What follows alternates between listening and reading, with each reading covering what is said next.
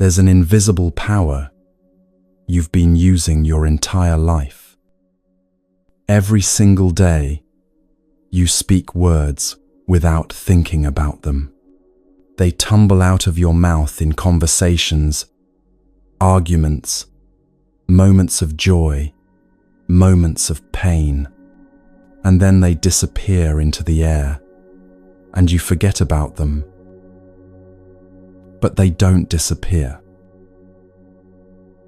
The Buddha made a remarkable observation about speech.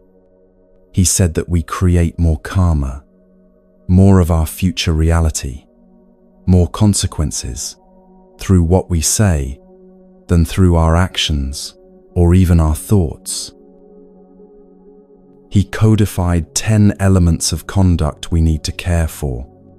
3 have to do with the body, 3 with the mind, and 4 with the voice.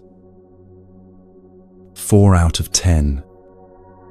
The Buddha gave speech more importance than anything else. Tonight, you're going to hear stories. Not lectures, not rules. Just stories that reveal how words shape everything.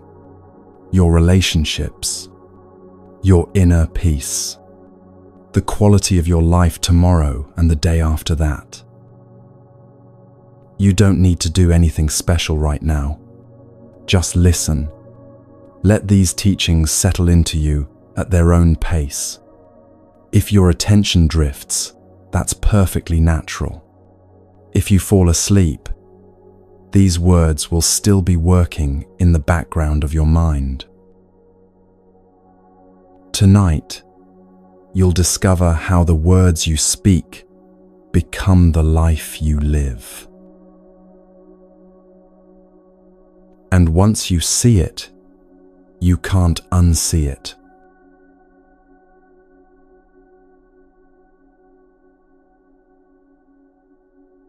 There was a young boy sitting in the back seat of his grandfather's car. His grandparents fought. Not occasionally, not just when something genuinely upsetting happened. They fought constantly over things that seemed, even to the boy's young mind, completely childish. Which route to take, whether the window should be open or closed. Something someone had said decades ago. Things that had nothing to do with what was actually happening. And the words they used. Sharp words, cutting words, words designed to hurt. On one drive, the grandfather said something about the traffic. The grandmother's face changed immediately. She went silent for a moment. That dangerous kind of silence that children learn to recognize. Then, she told him to stop the car. He kept driving.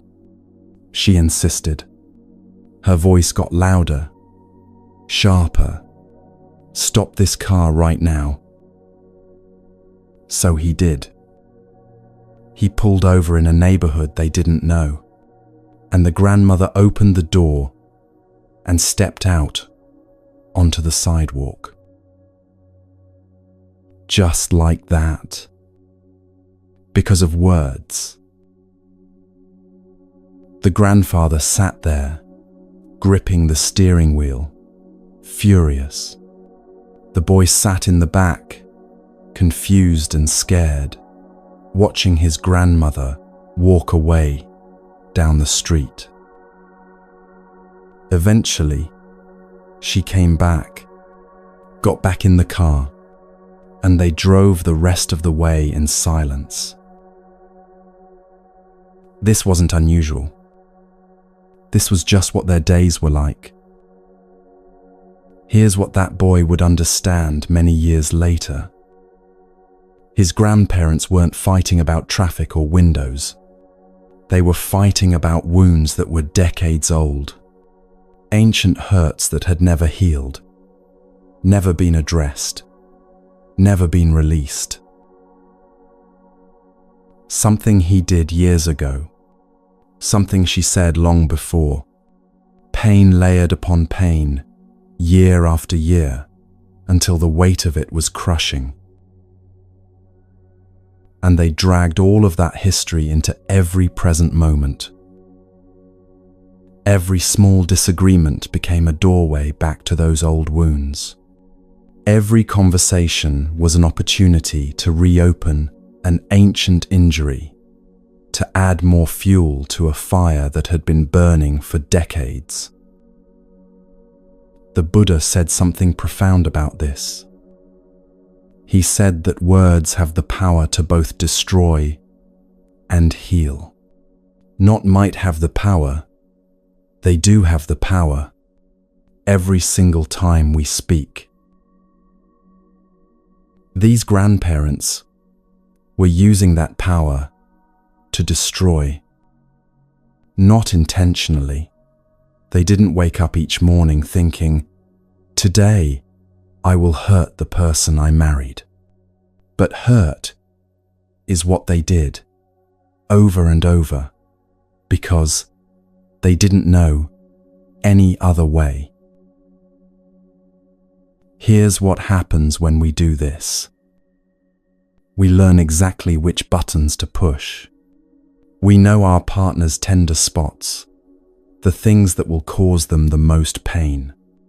And when we're hurt ourselves, when we feel small or threatened, we reach for those buttons. It feels like power in the moment. It feels like winning.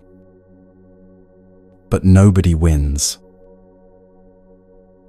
Both people just end up carrying more wounds, more pain to drag into tomorrow's conversation, more ammunition for the next fight.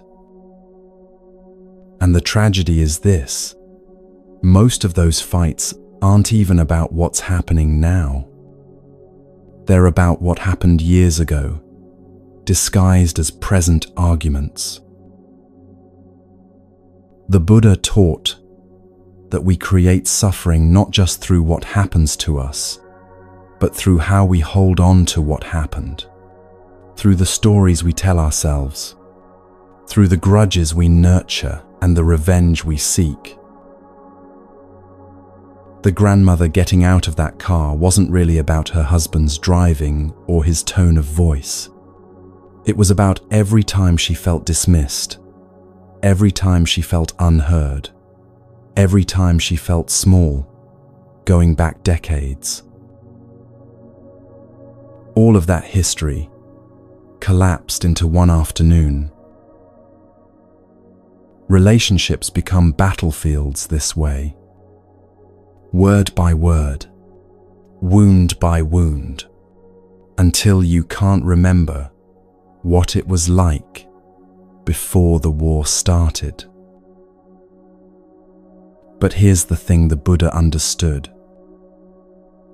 In every single interaction, we have a choice. We can reach back into our collection of old wounds and drag them into this present moment. We can use our words as weapons, knowing exactly where to aim for maximum damage. We can let ancient pain dictate how we speak today. Or we can choose something different. We can notice when we're about to push that button. We can feel the urge rising, that familiar desire to wound, because we've been wounded. And we can pause. Just pause. Take a breath. Remember that the person in front of us is suffering too. Remember that words, once spoken, can't be taken back. Remember that we have the power to heal instead of destroy. This doesn't mean we suppress our pain or pretend everything is fine. It means we learn to address what's actually hurting instead of attacking through old proxies. Those grandparents never learned this. They carried their war until the very end, and the boy in the back seat watched, learning, though he didn't know it then, exactly what not to do. The choice is always available. In every conversation, in every moment when we feel that familiar anger rising, in every impulse to wound because we've been wounded. The power sits on our tongues. We can destroy or we can heal. The Buddha knew which one leads to peace.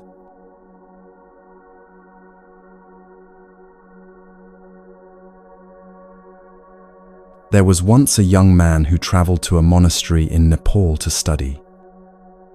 The monastery sat high in the mountains. Monks in burgundy robes, morning chants, meditation halls filled with silence. But there was one person who stood out, the monastery secretary. He was the only layperson living there, managing the monastery's affairs. After several months, the student needed to return home to renew his visa. The secretary learned about this and approached him with a request. "Since you're traveling anyway," the secretary said warmly, "would you mind taking something small to my family? Just a little gift to remind them of Nepal." The student agreed immediately. The secretary had been kind to him. Of course he would do this favor. The next day, the secretary arrived with 3 Sherpa. 3 men carrying boxes and boxes of things, kilos of flour, hundreds of prayer flags, hundreds of incense sticks, enough to fill more than 1 entire suitcase. The student stood there, stunned. He had only 1 small bag for himself. Now he would need to buy another suitcase just for the secretary's small gift. And when the student explained he could only manage 1 extra bag, the secretary became upset, disappointed. This was who the secretary was. Selfish, always taking advantage, always finding ways to benefit himself at others' expense. Everyone in the monastery knew this. Everyone had their own story of how the secretary had managed to extract a favor, push a boundary, take more than his share. And yet, he was the most beloved person in the entire monastery. Visitors would come, meet everyone, and invariably, the person they remembered most fondly was the secretary. How could this be? His manners were impeccable. When he spoke to you, his gestures were delicate, refined, as if he'd been trained to receive royalty. His voice was soft, measured. The words he chose were sweet, wrapped in warmth. Even when asking for something outrageous, like 3 suitcases carried across the world, he did it with such grace that you almost wanted to help him. The student was baffled. He knew the secretary was fundamentally self-serving, and yet, even knowing this, he found himself drawn to the man. This revealed something profound. The form of our speech, how we say things, often matters more than what we're saying. The student had also met the opposite type of person. People with genuinely good hearts, kind, trustworthy, loyal, people you could rely on in a crisis. But they spoke roughly, bluntly, without tact. Their words came out hard, even when their intentions were pure. And people didn't like them. They were avoided. Their goodness went unappreciated because the delivery was harsh. The Buddha understood this deeply. He taught his students to speak with endearing speech, to choose words that are gentle and warm, not because content doesn't matter, but because form opens the door for content to be received. Think about this in your own life. How many times have you reacted not to what someone said, but to how they said it? The tone, the edge in their voice, the dismissive gesture. You might have agreed with their words, but the way they delivered them made you defensive, resistant, hurt. And how many times have you softened towards someone simply because they spoke with warmth, because their voice carried kindness, even when delivering difficult news? This is the power the secretary wielded. He wielded it masterfully, even in service of his selfishness. But imagine that same skill used in service of genuine kindness, in service of truth and compassion. That's the invitation the Buddha offers. One practice that can transform how people receive your words. Speak to everyone as if you're speaking to the Buddha himself. With that level of respect, that awareness that the person before you is worthy of your gentlest speech. This doesn't mean being fake or overly formal.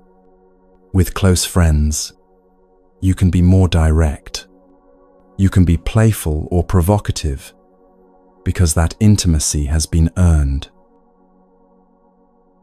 But there's a balance to find. Excessive formality can be suffocating. It creates a barrier that prevents real honesty. But rough honesty, even with a pure heart, pushes people away. The saint with harsh speech remains lonely. The middle way is this: authenticity wrapped in warmth. Say what needs to be said. Speak truth, but deliver that truth in a way that shows you care about the person receiving it. The monastery secretary taught an important lesson, even if he himself hadn't learned the deeper truth beneath it. Form matters. Tone matters. How you make people feel when you speak matters tremendously. But form without substance is manipulation, and substance without form is often wasted because heart's close before the message can land. The Buddha's teaching asks us to bring both, to speak words that are true and beneficial, delivered with warmth and respect. When you do this, something remarkable happens. People open, they listen, they receive what you're offering instead of defending against it. Your words can finally do what they're meant to do: heal, instead of harm, connect instead of divide, illuminate instead of obscure. Your honesty deserves to be heard, and it will be heard more clearly when it arrives wrapped in warmth.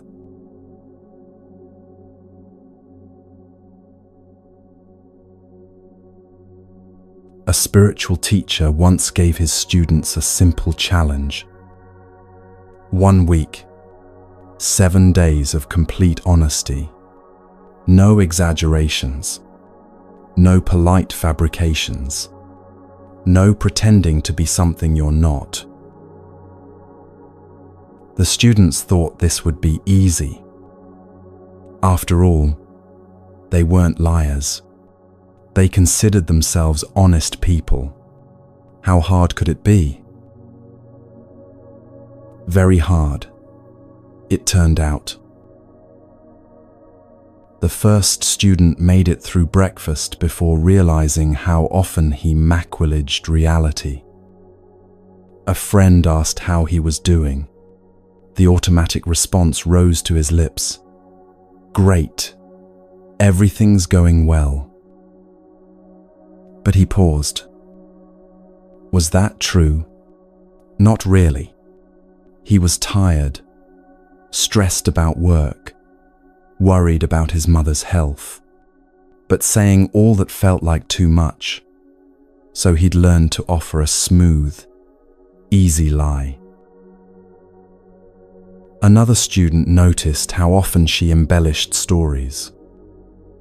Small things, making her commute sound slightly longer than it was, exaggerating how many people attended an event, adding dramatic details that didn't quite happen. Nothing malicious, just the habit of making life sound a little more interesting than it actually was. A third student caught himself pretending to know things he didn't know. In a conversation about politics, he nodded along confidently, offering opinions on topics he'd barely thought about, just filling air with authoritative-sounding words. By day 3, all the students were exhausted. Being completely honest required constant vigilance. Every sentence needed to be examined before it left the mouth. Every claim needed to be verified internally. Is this actually true? Am I saying this because it's real or because it's convenient? They discovered something unsettling. Much of their daily communication was designed not to convey truth, but to maintain a particular image, to appear successful, knowledgeable, put together, to avoid difficult conversations, to smooth over rough edges. One student realized she'd been lying to herself most of all. She told herself she was happy in her job when she dreaded going to work. She told herself her relationship was fine when she felt lonely even lying next to her partner. She told herself she was fine with her body when she avoided mirrors. These internal lies were the foundation for all the external ones. Once you're dishonest with yourself, being dishonest with others becomes easy, almost automatic.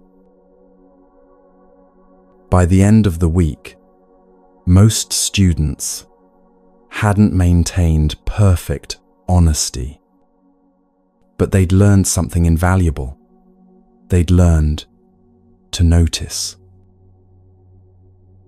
To notice the impulse to exaggerate, to notice the urge to impress, to notice the fear that makes them hide behind pleasant lies. The Buddha taught that deception has 4 elements that make it complete karma. First, the intention to deceive, planning ahead to mislead someone. Second, saying something false. Third, the other person believing the lie.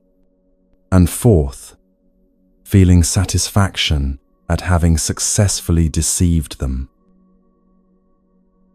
When all four are present, the karmic weight is full. But even incomplete lies create consequences. The Buddha said that three things cannot long be hidden: the sun, the moon, and the truth. Truth has a way of emerging eventually. It might take days or decades, but it surfaces. And when it does, the gap between what we claimed and what's real becomes visible to everyone. Here's what the teacher understood, what he wanted his students to discover. We don't lie primarily to manipulate others. We lie to anchor our own delusions. When we tell someone we're doing great, when we're falling apart, we're trying to convince ourselves as much as them. When we exaggerate our accomplishments, we're shoring up our own shaky self-image. When we pretend to be someone we're not, we're hoping that pretending hard enough will make it real. But it doesn't work that way. The distance between who we pretend to be and who we actually are creates internal tension, anxiety, a constant low-level stress from maintaining the performance. And we can't fix problems we won't acknowledge. We can't heal wounds we deny exist. We can't grow beyond patterns we refuse to see. This is why honesty with ourselves comes first. Every great spiritual practitioner shares this quality. They're willing to look clearly at who they are, including the parts they wish weren't there. The selfishness, the fear, the pettiness, the confusion. Not to judge themselves harshly, but to see clearly what needs attention.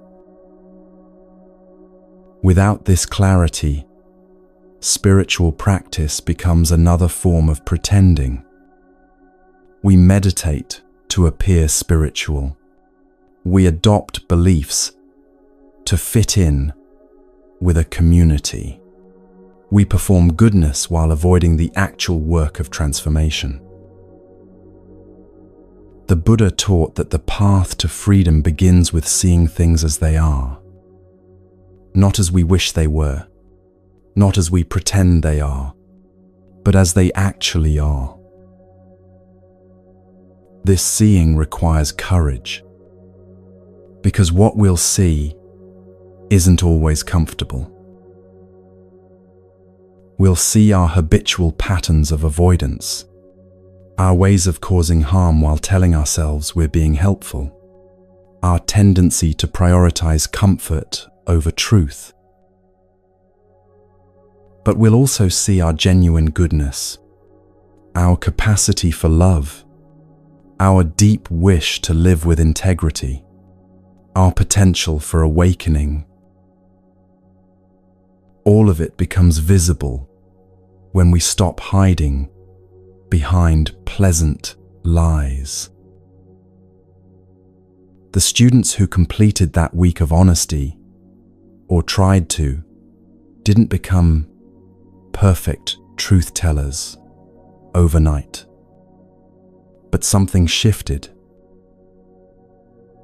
They became aware of the gap between appearance and reality. And once you're aware of it, you can't pretend it's not there.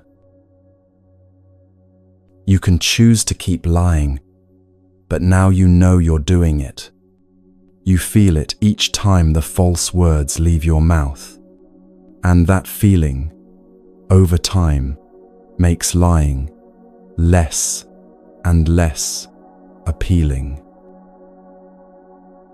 Because the relief that comes with truth, even difficult truth, is so much deeper than the temporary comfort of a pleasant lie. The Buddha knew this. Truth liberates, even when it's hard, even when it's uncomfortable, even when it costs us something. It liberates because it brings us into alignment with what is, and what is the only place transformation can happen.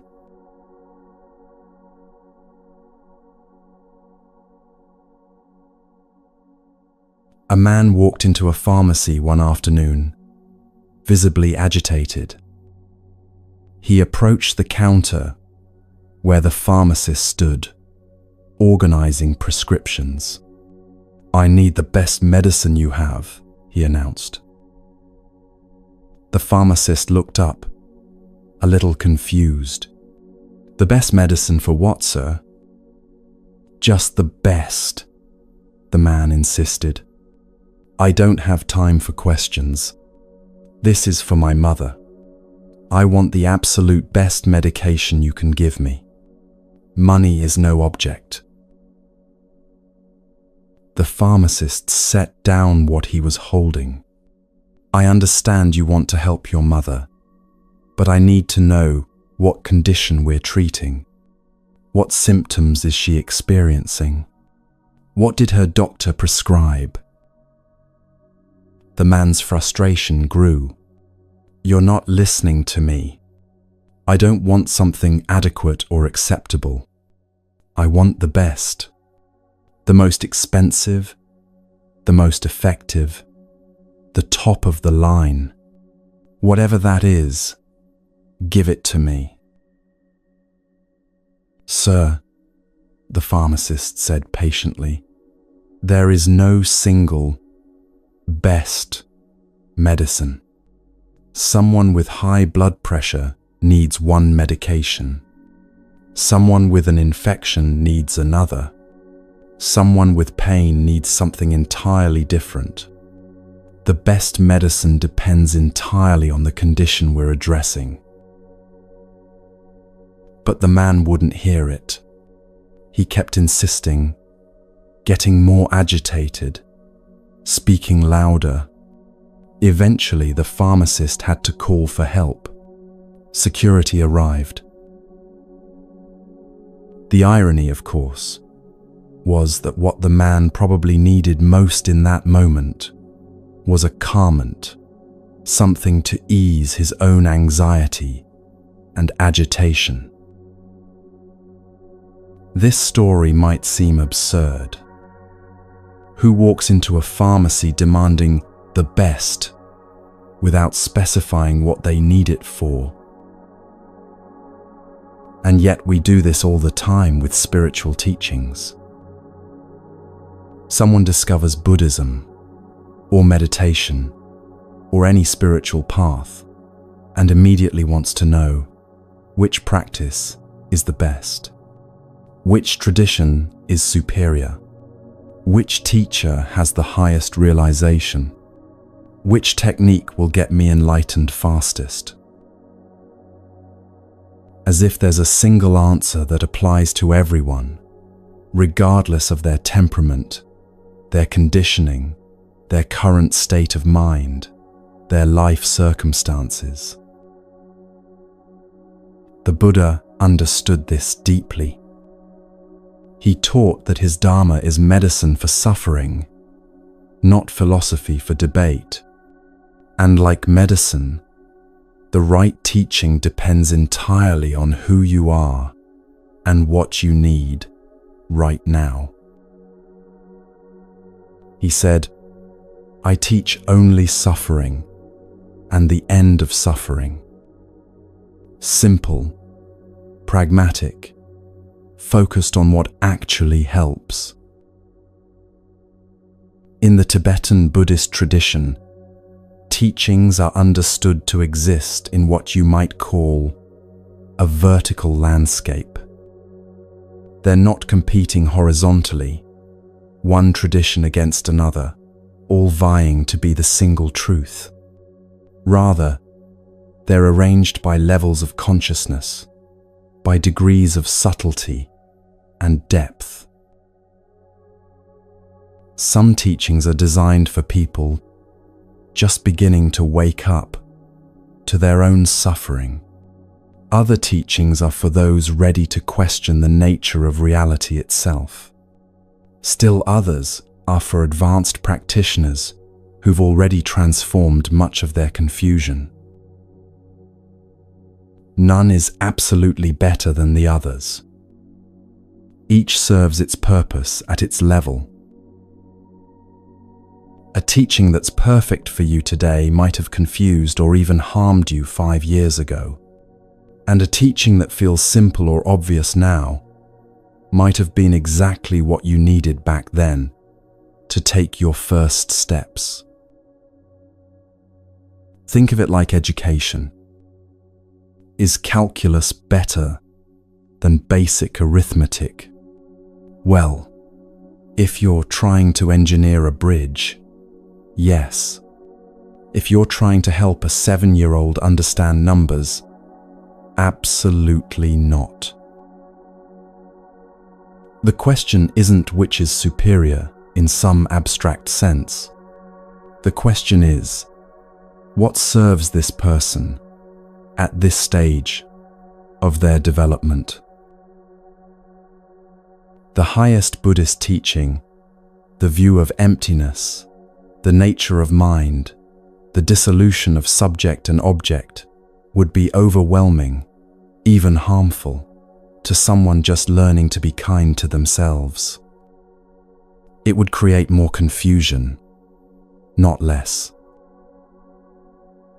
And practices that are perfect for beginners, focusing on breath, cultivating compassion, understanding cause and effect, might feel too basic for someone ready for deeper investigation.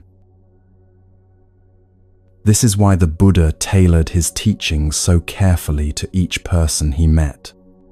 He didn't give everyone the same instruction. He offered what would actually help them take the next step. So when someone asks, "What's the best spiritual practice?" the answer has to be, the best for whom? The best for what purpose?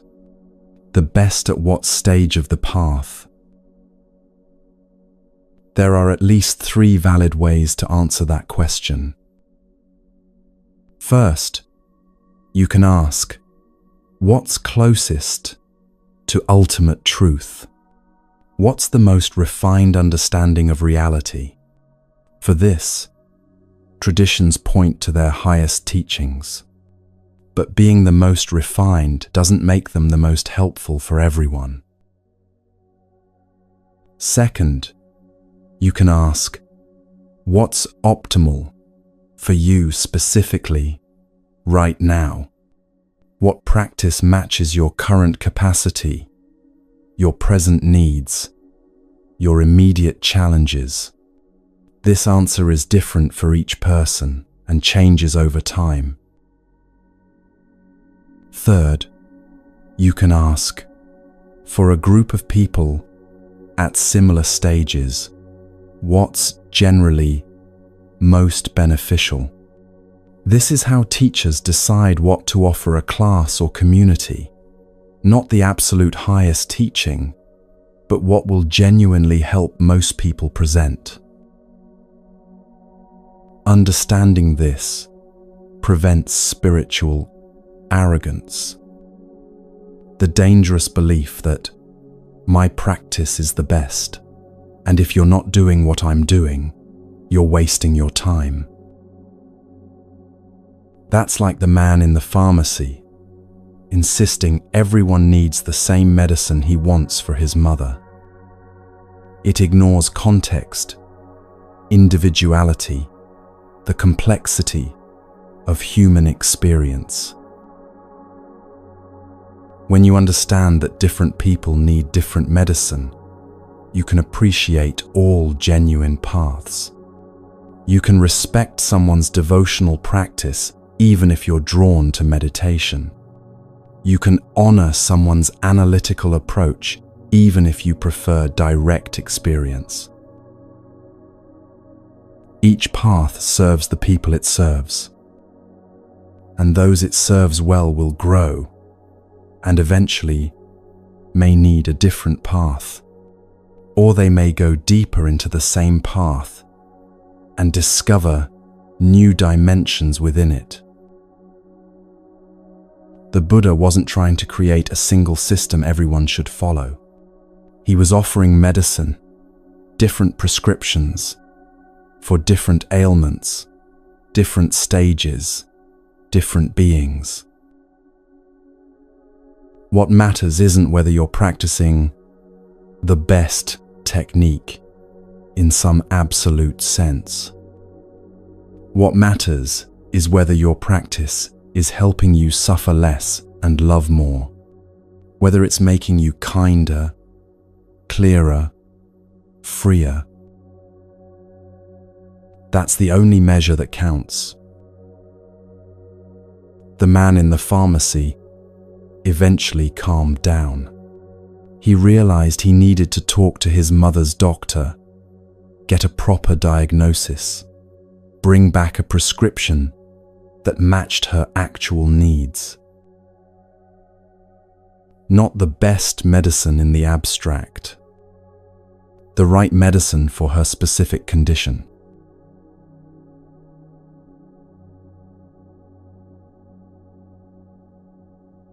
Mahatma Gandhi was, by any measure, a political genius.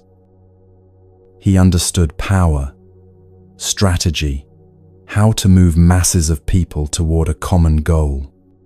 He outmaneuvered the British Empire, one of the most powerful forces in human history, using nothing but organized non-violence and moral clarity. But Gandhi's approach wasn't purely strategic. It had a mystical dimension that many people overlook. There were moments when everyone around him, his closest advisors, his political allies, the people who knew the situation intimately, told him not to do something. The political calculation said it would fail. The strategic analysis said it was too risky. Common sense said to wait, to negotiate, to compromise. And Gandhi would say no. Not because he had a better strategy, but because he believed in something deeper than strategy. He believed that truth itself has power. He would say, "This is true in principle, and if we plant ourselves firmly on this truth, if we refuse to compromise it, the universe itself will have to bend." It sounds almost naive, doesn't it? Like magical thinking, as if standing on principle alone could move mountains, change empires, transform history. And yet it worked. Again and again, Gandhi's seemingly impossible gambles on truth succeeded where careful strategy would have failed. The Salt March, the various fasts, the insistence on non-violence, even when violence seemed the only option. The first waves of resistance would crash against him. The criticism, the opposition, the force of the British Empire pushing back, and he would hold firm, and slowly, impossibly, the resistance would begin to crack. This is what the Buddha meant when he taught that the truth protects those who protect it. There's something about aligning yourself with what's actually true, not what's convenient, not what's comfortable, not what everyone else believes, but what's genuinely real. That creates its own kind of power. It's not immediate. It's not always comfortable. Sometimes it requires enormous patience. But truth has a way of revealing itself over time, of proving itself, of dissolving the lies and half-truths that seemed so solid. Gandhi understood this not just politically but personally. He applied the same principle to his own life, his own speech, his own relationships. He called it satyagraha, holding firmly to truth, not as a weapon against others, but as a force for transformation. This kind of commitment to truth requires something most of us find difficult: the willingness to let truth cost us something. Often, lying is easier, more convenient, less risky in the short term. Telling your boss what they want to hear rather than what they need to hear might save your job today. Exaggerating your qualifications might win you an opportunity. Hiding your real feelings might avoid a difficult conversation. But these small compromises with truth accumulate. They build a life on shaky foundations. They create a gap between who you appear to be and who you actually are. And that gap, that distance between appearance and reality, is exhausting to maintain. Gandhi bet everything on the opposite approach. He bet that truth, even when it seemed disadvantageous, would ultimately prove stronger than lies. That integrity, even when it looked like weakness, would ultimately prove more powerful than manipulation. And he was willing to pay the price for that bet. To accept the immediate costs, the criticism, the imprisonment, the danger, because he trusted in truth's long-term power. The Buddha taught something similar about karma. He said that causes and conditions that are wholesome, that align with reality, naturally produce wholesome results. Not immediately, perhaps, not in ways you can always predict, but inevitably. This is what Gandhi was trusting. Not that truth would magically solve everything, but that planting yourself in truth creates conditions that, over time, lead toward freedom rather than further entanglement. Think about your own life for a moment. Where have you compromised truth for convenience? Where are you maintaining a story that isn't quite real? Where have you built something on a foundation of half-truths? And what would it cost you to tell the truth there? Not cruelly, not recklessly, but clearly and honestly. It might cost you comfort. It might cost you certain relationships or opportunities. It might cost you the image you've been maintaining. But what's the cost of continuing the lie? The constant vigilance required to remember what story you told to whom, the anxiety of being found out, the slow erosion of your own integrity, the distance growing between who you are and who you pretend to be.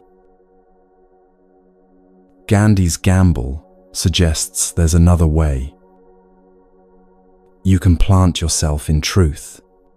You can say, "This is what's actually real," regardless of whether it's convenient.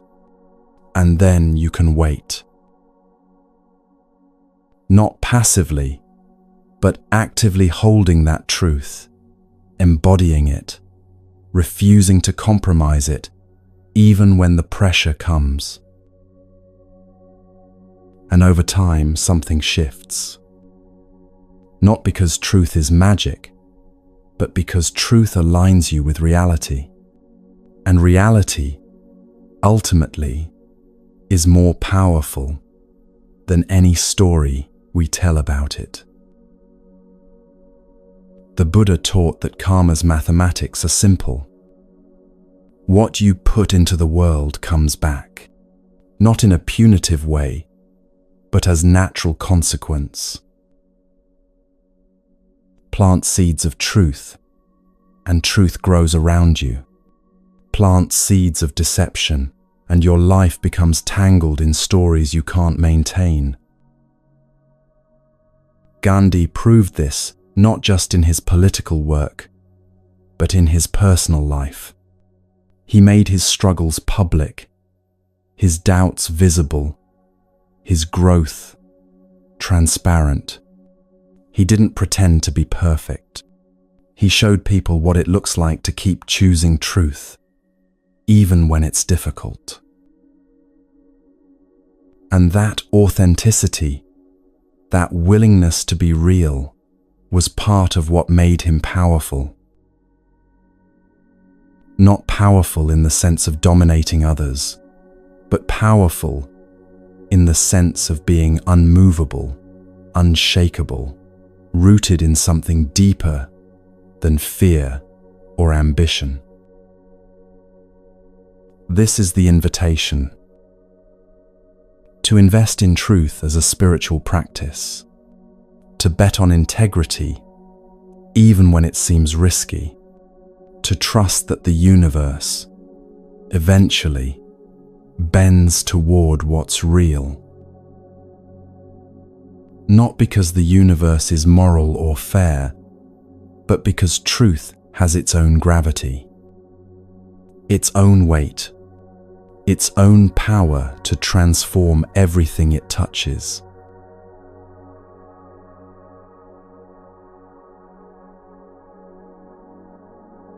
There was an elderly Tibetan master named Khenchen Api Rinpoche, who lived most of his later years in retreat. He was one of those rare teachers whose presence communicated more than most people's words. When students visited him, they felt they were in the company of someone who had gone very deep, very far on the spiritual path. Occasionally, he would come down from his retreat to visit the monastery's study academy. He would sit with the students, have tea, spend an afternoon in their company. And what struck everyone who met him was this: he never wasted a word. Not a single one. The students would gather around him, excited to be in his presence. Someone would start talking about the weather, or their travels, or some ordinary event. Khenchen Api would sit quietly, sipping his tea, not engaging, not rudely. His presence remained warm, attentive. He wasn't checking out or disapproving. He was simply choosing not to participate in talk that served no purpose. But the moment someone mentioned the Dharma, a question about practice, a teaching they'd been contemplating, something related to the spiritual path, his face would change slightly. He would lean in, and when someone directed a question to him, he would respond. His words were precise, helpful, exactly what was needed. not a syllable more than necessary, not a syllable less. Then he would return to his quiet presence, waiting for the next genuine opening to contribute something of value. One of his students realized after spending time with him that this wasn't a rigid rule Kenshin Appy was following. It was simply who he had become, someone who valued words too much to waste them. The Buddha taught that the wise speak when they have something to say, not because they have to say something. There's a profound difference between these two motivations for speech. Speaking because you have something valuable to offer, insight, help, truth, genuine connection, that's one thing. Speaking because silence feels uncomfortable, because you want to fill space, because you need to assert yourself, that's something else entirely. Most of us speak far more than necessary. We comment on things that don't require comment. We offer opinions we haven't really thought through. We tell stories that don't need telling, just to keep conversation flowing. And every time we do this, we dilute the power of our words. Think about someone you know who talks constantly. When they speak, do you listen carefully? Or have you learnt to tune them out, knowing that most of what they say isn't essential? Now think about someone who speaks rarely but deliberately. When they open their mouth, everyone leans in, because they've earned the right to be heard by being economical with their speech. This isn't about being aloof or withholding. Kenshin Appy was warm, present, engaged. He simply didn't confuse presence with constant talking. The Buddha identified idle chatter as one of the 4 harmful ways we use speech. At first, this might seem harsh.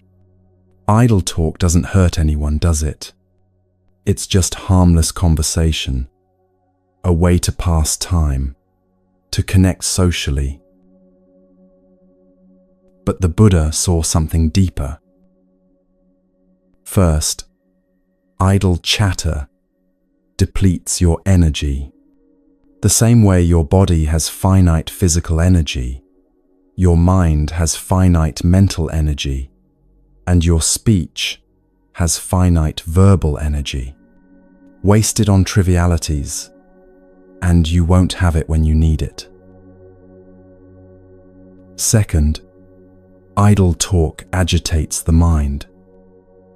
It creates a whirlpool of superficial thoughts that keep spinning long after you stop talking. Sit down to meditate after an hour of gossiping or aimless chatter, and notice how restless your mind is. Third, even seemingly innocent conversation often drifts toward negativity.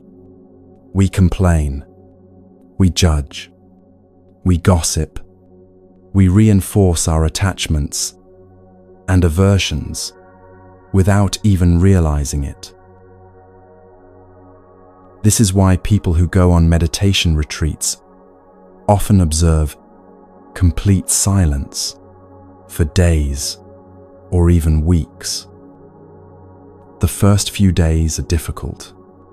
The urge to comment, to react, to fill silence feels almost unbearable. Your mind keeps generating things you want to say, jokes you want to make, observations you want to share. But after about 3 days, something remarkable happens. The whirlpool your tongue creates in your mind begins to settle.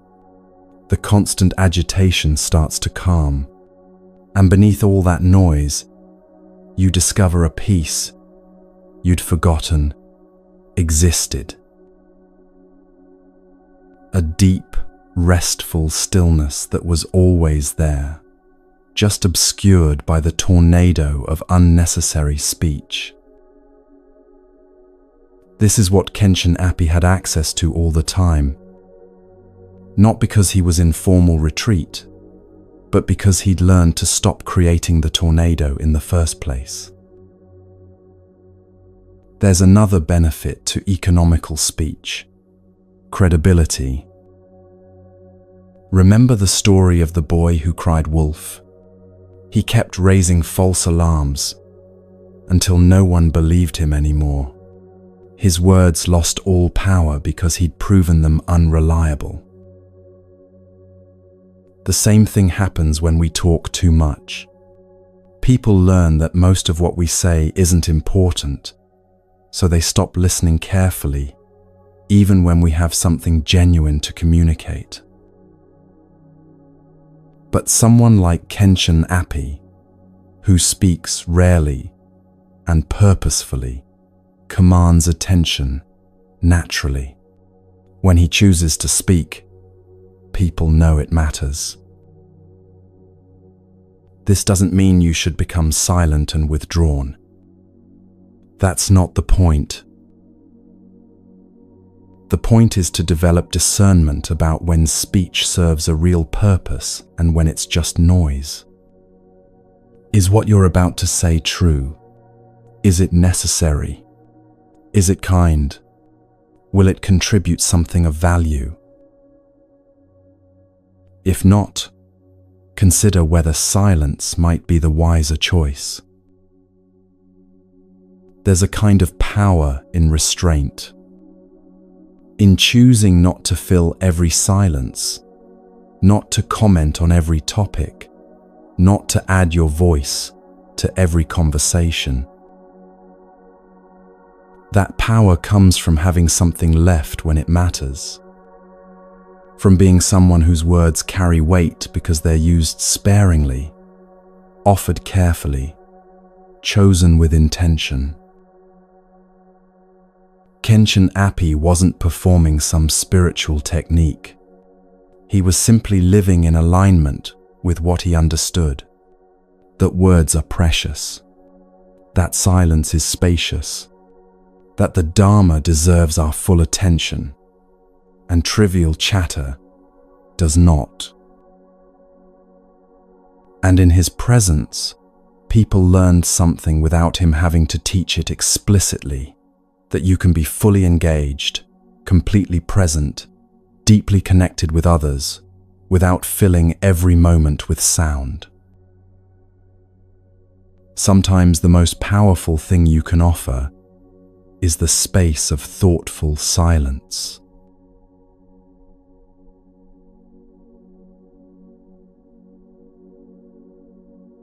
A young student of Kenshin Appy Rinpoche was asked to design a book cover for a text the monastery was about to publish. The student knew something about design and was happy to help, but he was also very busy with many other responsibilities. Days passed, and he kept meaning to work on the cover, but never found the time. Finally, the night before the deadline, he sat down and quickly created one design, just one option. He printed it out and brought it to Kenshin Appy's house the next morning. The elderly master looked at the design carefully. Then he looked up at the student and said gently, "This won't work." The student was surprised. "Why not? I think it's quite elegant. The composition is balanced. The colors are harmonious." Kenshin Appy interrupted quietly.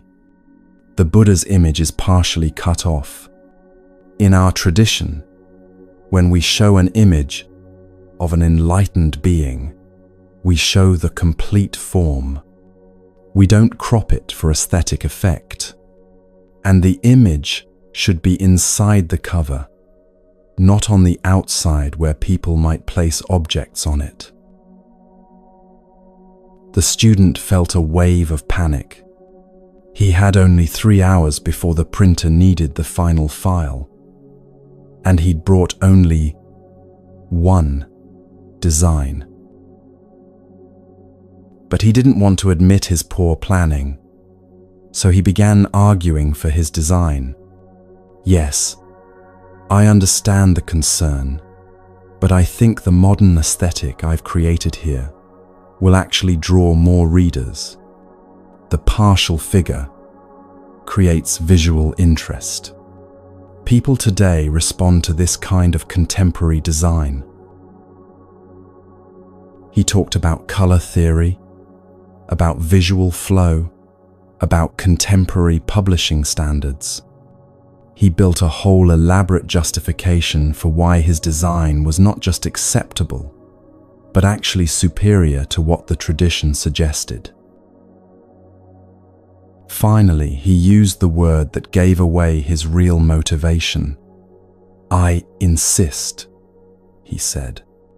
"I really believe this design will serve the book well.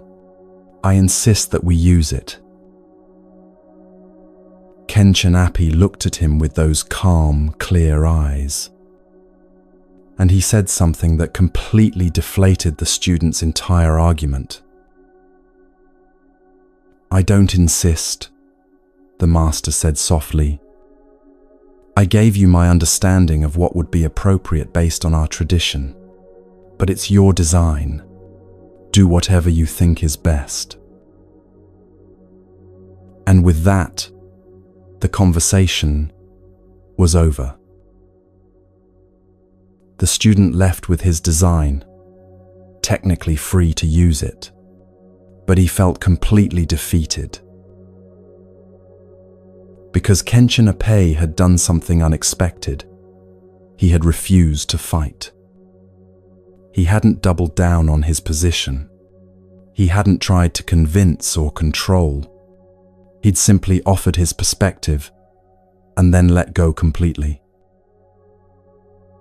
"I don't insist." Those 3 words revealed something the student hadn't understood about himself. How desperately he needed to be right. How strongly he wanted his ideas validated. How much he was clinging to his own way. The master, by contrast, held no attachment to the outcome. He'd said what he believed was appropriate based on tradition and respect, and then he'd released it entirely. The student went home and created a new design that honored the tradition, not because he was forced to, but because the master's non-insistence had shown him something about his own rigidity. The Buddha taught that letting go gives us freedom. But we misunderstand what this means. We think it means not caring, being passive, having no preferences. That's not it at all. Kenshin Api cared about the design. He had clear thoughts about what would be appropriate. He wasn't indifferent. But he didn't need to win the argument. He didn't need to impose his view. He could offer his best understanding and then release all attachment to whether it was accepted. This is very different from how most of us operate. When we share our opinion, we invest our ego in it. If someone disagrees, it feels like a personal rejection. We defend our position not because we're sure we're right, but because backing down feels like losing. We turn conversations into tennis matches, volleying arguments back and forth, trying to score points, waiting for our chance to smash the ball past our opponent. But Kenshin Api wasn't playing tennis. He was making an offering. Here's what I understand, he was saying. Here's what seems true to me. Take it or leave it. My peace doesn't depend on your agreement. This is what spiritual maturity looks like. Not having no opinions, but holding opinions lightly. Not being wishy-washy, but being unattached to outcomes. Not being passive, but being free from the need to control others' choices. When you can do this, something remarkable happens in your interactions with people. They stop feeling pressured by you. They stop experiencing your advice or perspective as an imposition. And paradoxically, they become much more likely to actually consider what you've offered. Because you're not trying to win. You're not making it about you. You're simply presenting what seems true and then stepping back, allowing them to engage with it freely.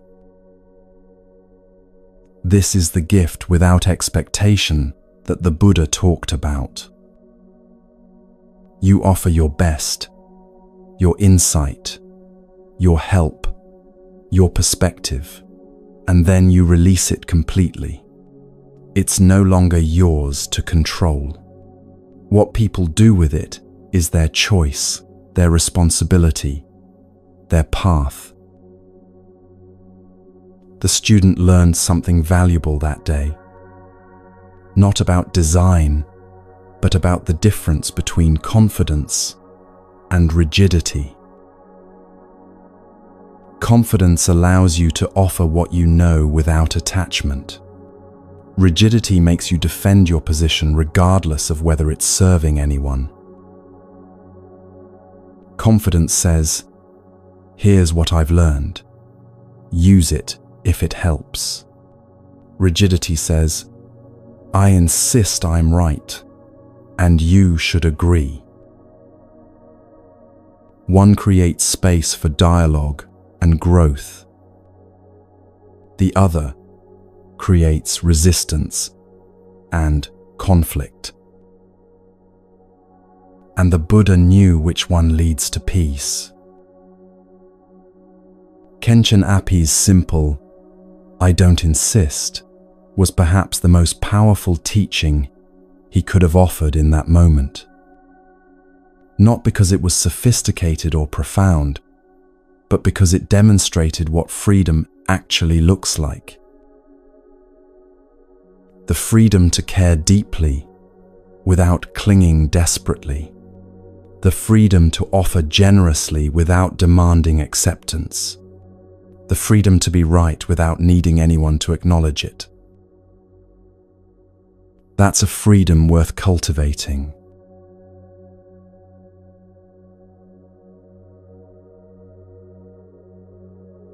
There was once a thriving spiritual community that had been meeting together for years.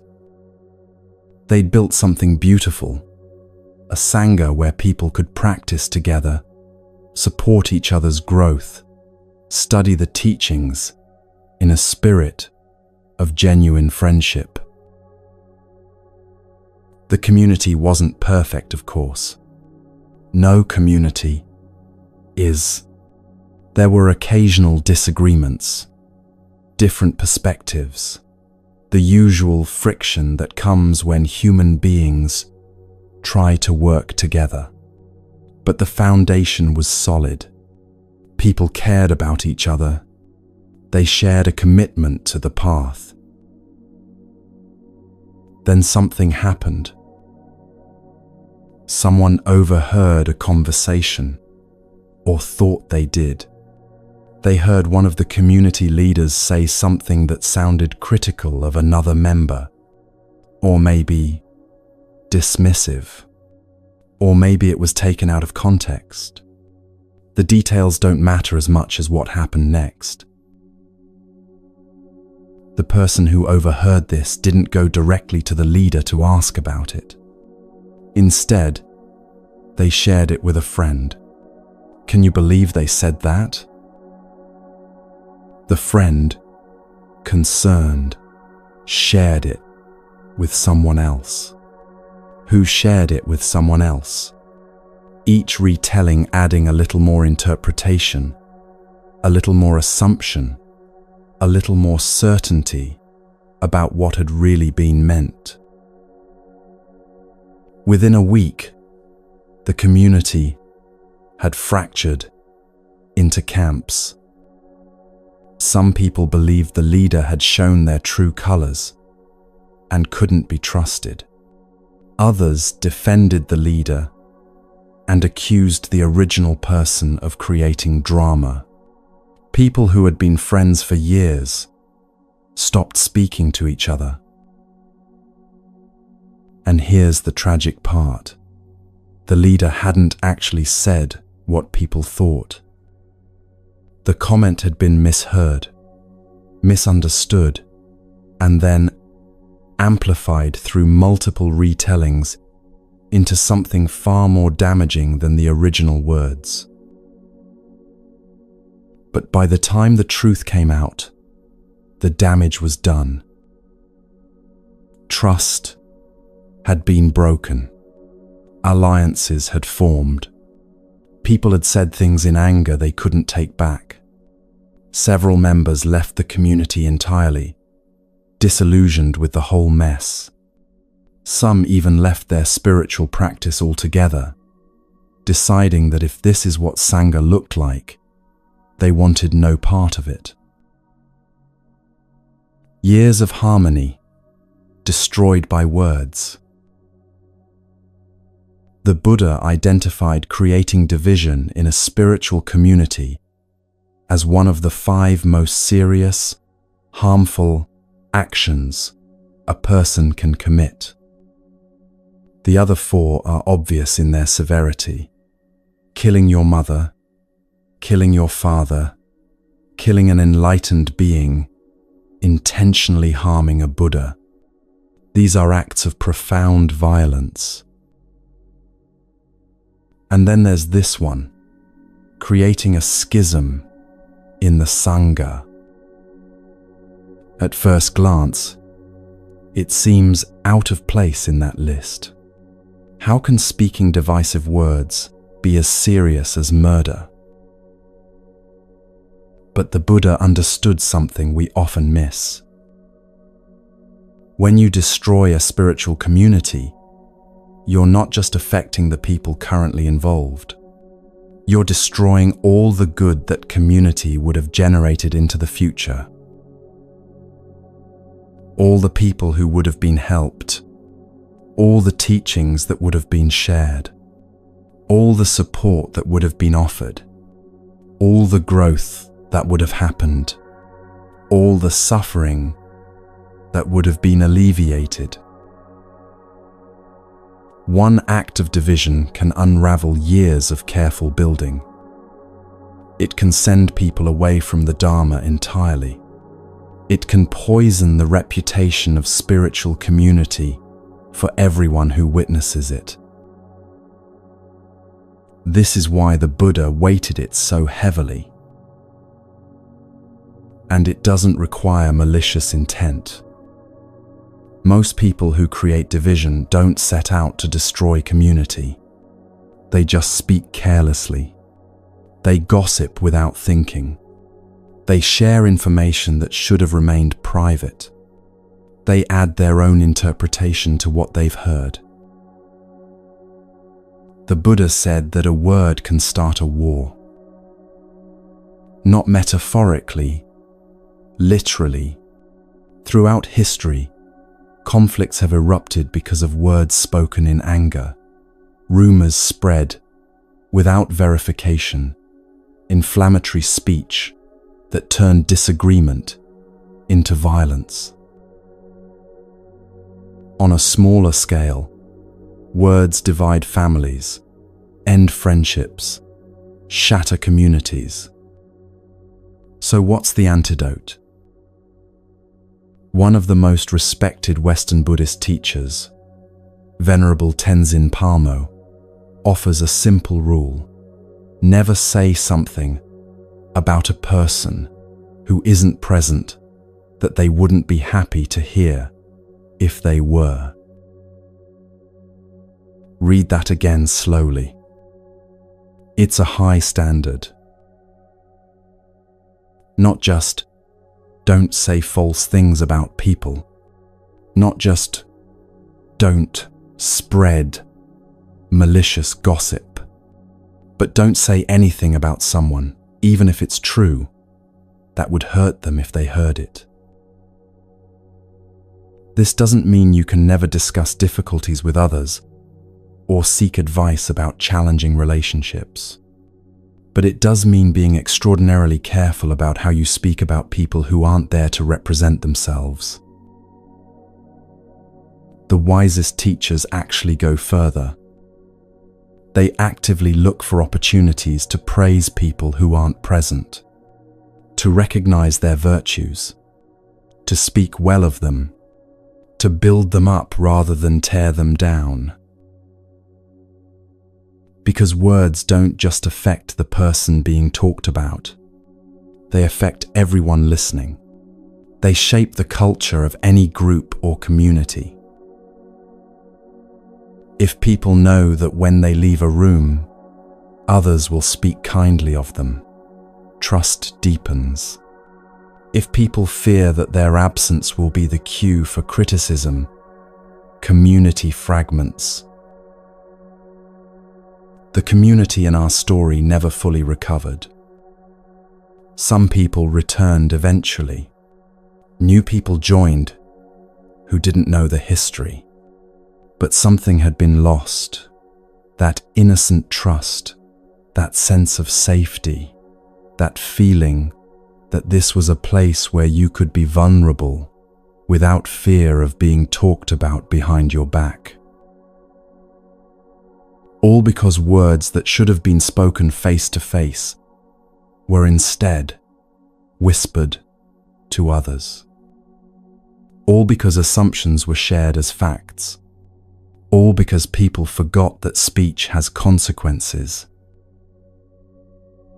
The Buddha's teaching here is clear. If you want to be part of building something beautiful with others, guard your speech about those others with extraordinary care. Don't let your mouth become a weapon that divides what should stay whole. Don't be the person whose words shatter years of careful building. Don't trade the temporary satisfaction of gossip for the permanent damage of broken trust. Because once words are spoken, they spread like ripples on water. And by the time you realize the damage they're doing, it's too late to call them back.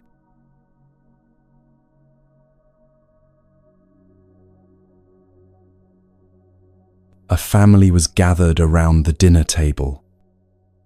Parents, children, maybe some extended family. The details don't matter. What matters is what one person in that family was feeling. Bored. The conversation was pleasant enough, but painfully mundane. Someone talking about their day at work. Someone else describing a minor home repair. The kind of everyday talk that families share when there's nothing particular happening. And this person, let's call them the instigator, felt an urge to make something happen, to create some spark, some drama, some energy in what felt like a very dull evening. So they dropped a grenade into the middle of the conversation. "You know," they said, casually, "I've been thinking about what Uncle James said at the last gathering, about how some people in this family contribute more than others. The table went quiet. Uncle James looked confused. He didn't remember saying that, or at least not in those words. Aunt Marie's face flushed because she knew exactly how that comment might be interpreted and who it might be aimed at. Dad's jaw tightened. Mom tried to change the subject, but it was too late. The grenade had been thrown, and now everyone was reacting to it. What had been a peaceful, if boring, family dinner became tense. Old resentments surfaced. Defensive explanations were offered. Someone made a sharp retort. Someone else left the table upset. And the instigator? They sat back and watched the explosion they'd created, feeling, somewhere beneath, the apparent concern on their face, a little satisfied. Finally, something interesting was happening. This pattern isn't limited to family dinners. It happens in friend groups, at work, in any gathering where people get bored with harmony and unconsciously seek to create conflict for entertainment. We do it online constantly.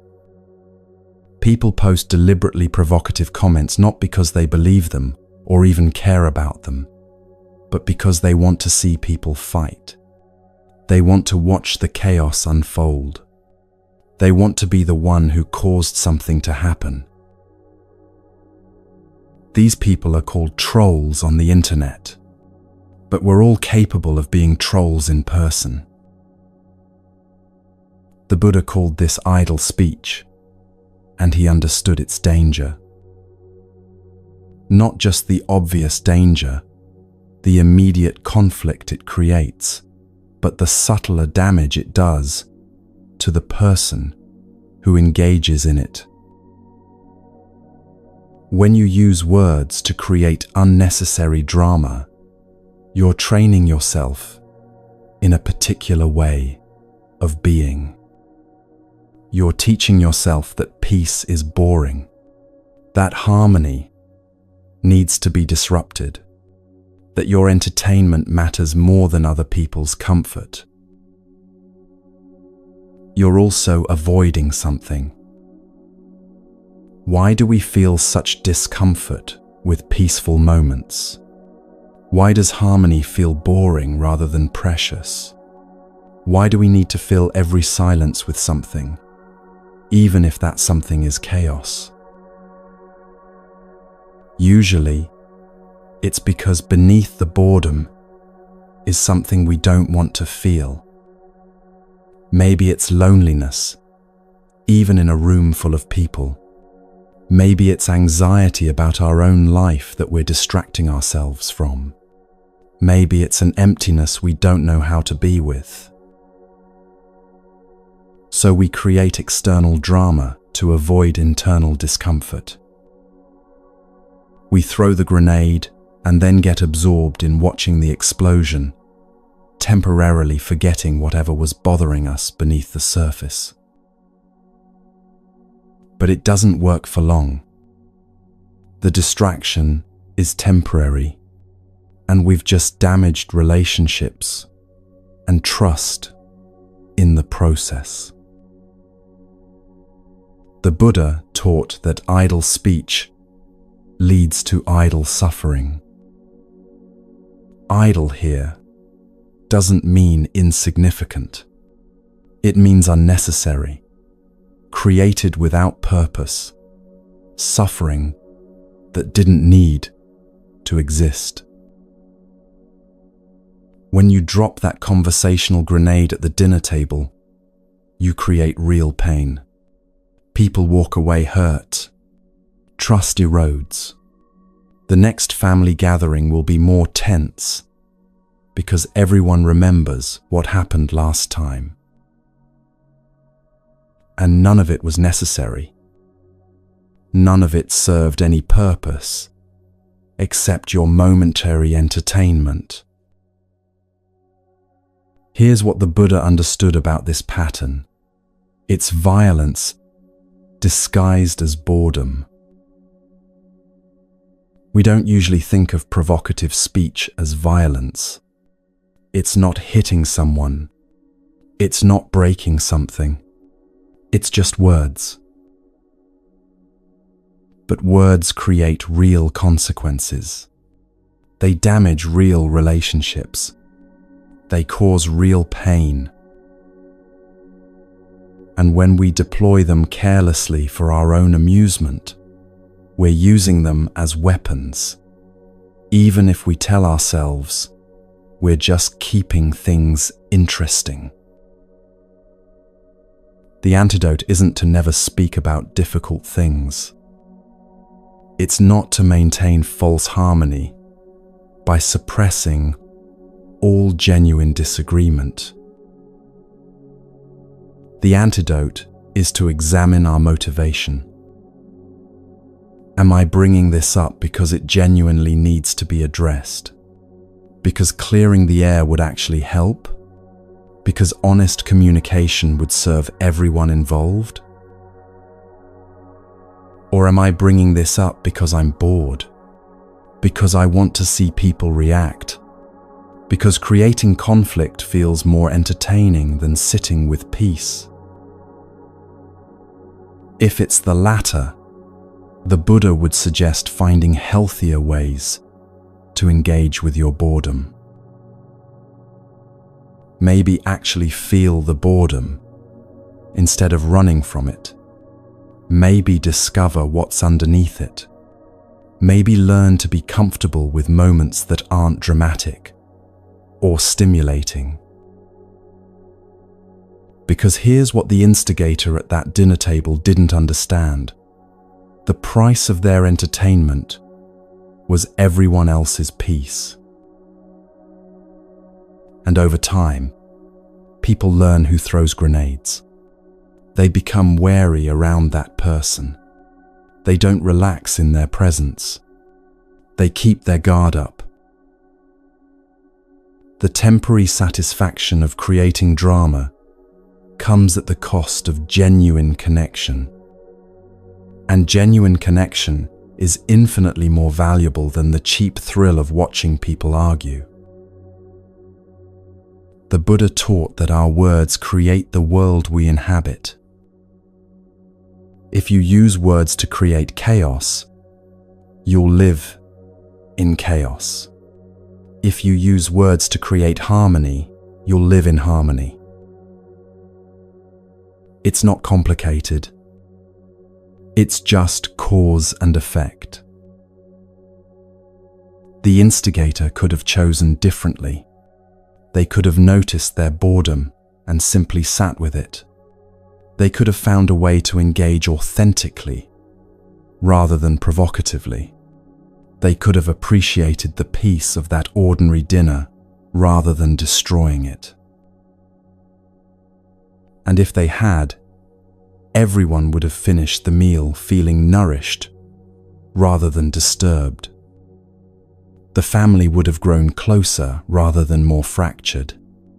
And the instigator themselves would have learned something valuable about being with their own experience without needing to create external drama. But they threw the grenade instead. And that choice, the Buddha would say, says something about the world they're creating for themselves. One word, one disruption, one unnecessary conflict at a time.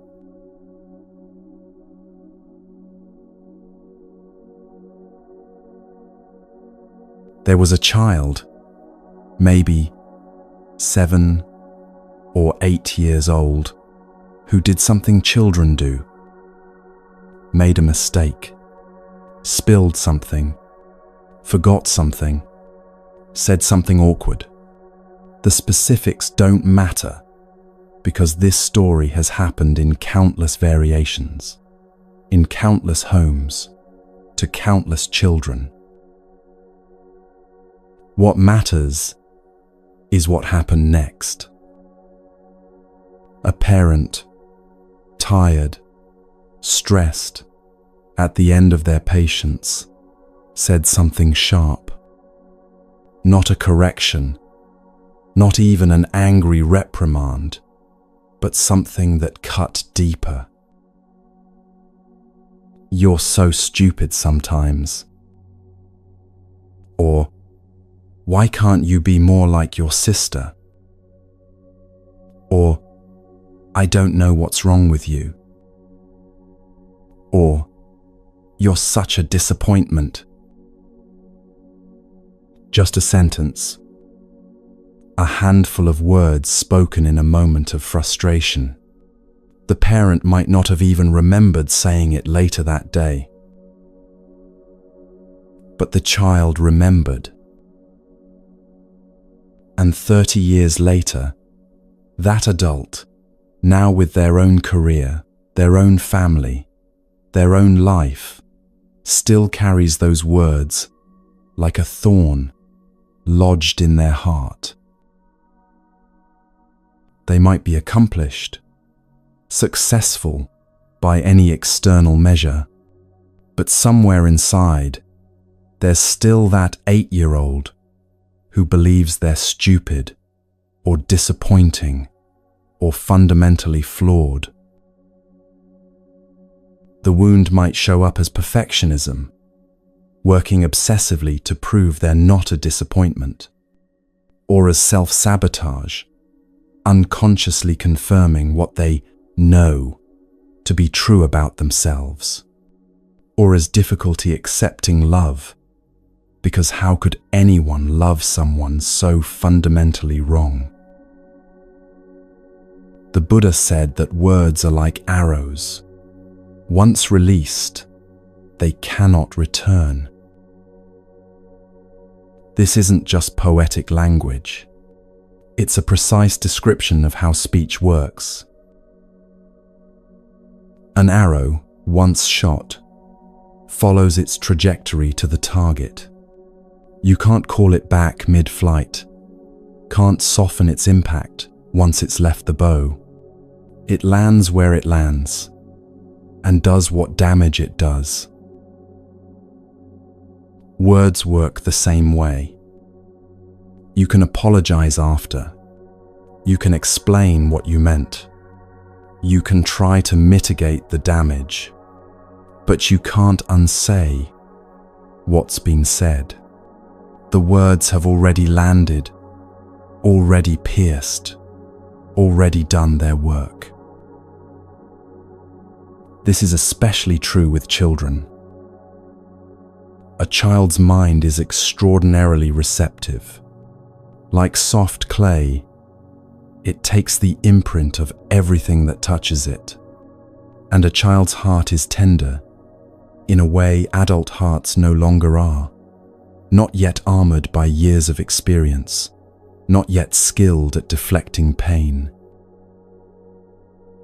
Words that an adult might shake off or contextualize, a child absorbs as fundamental truth about who they are.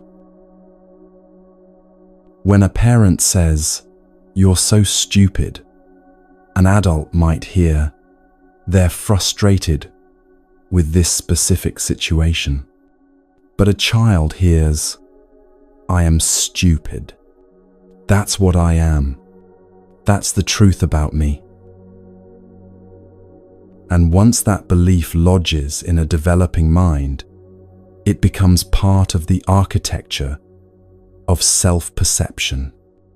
It shapes decisions, relationships, the whole trajectory of a life.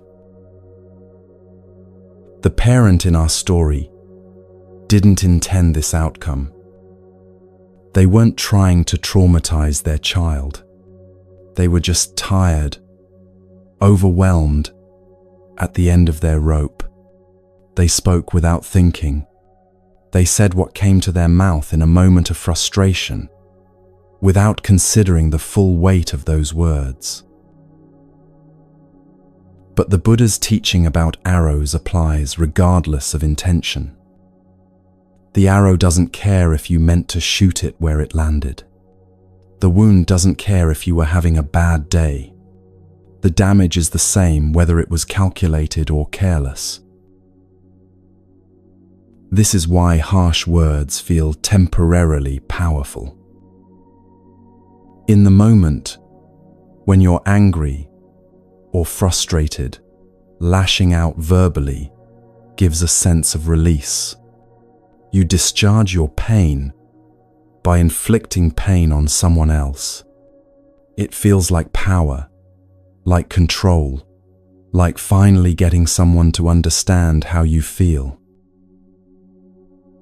But it's a false power, a destructive power, the power to damage, not the power to heal or build or strengthen. And it often damages the speaker as much as the listener. That parent, years later, might remember what they said and feel crushing guilt, might see the effects playing out in their now adult child's struggles and recognize their own contribution to that pain, might wish desperately that they could take back those words, shoot that arrow differently, have that moment to live over again. But they can't. None of us can. This is what makes speech so serious, so worthy of our careful attention. There's a particular form of harsh speech that our culture has normalized: sarcasm. We treat sarcasm as harmless wit, as clever humor, as a sign of intelligence. But the Buddha would call it what it actually is: socially acceptable cruelty. Sarcasm works by saying one thing while meaning another, usually to mock or diminish someone. It's aggression wrapped in the plausible deniability of humor. I was just joking. Can't you take a joke? But the target of sarcasm feels the cut, even if they can't quite name it. Especially children, who don't yet have the sophistication to understand why they feel bad about something that was supposedly funny. The Buddha's teaching here is uncompromising. If you care about the vulnerable, be careful with your words. Especially with children, whose self-perception is still forming, especially with people who are suffering, whose defenses are already low, especially with anyone who has less power than you in the situation. Because the wounds we carry from harsh words don't just affect us individually.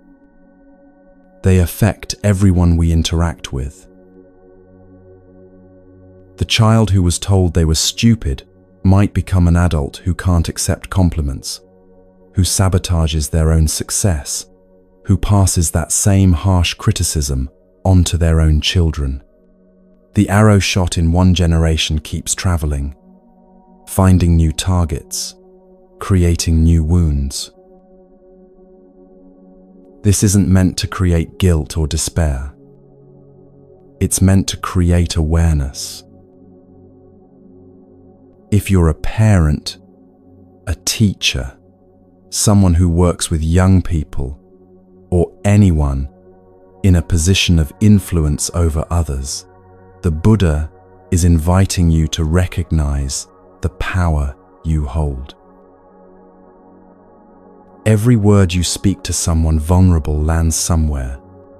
Either it helps them grow stronger, more whole, more confident in their inherent worth, or it plants seeds of self-doubt, shame, or pain that might take decades to uproot.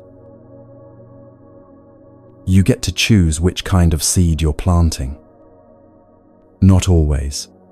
Sometimes we fail, Sometimes we speak carelessly. Sometimes our own pain speaks through us.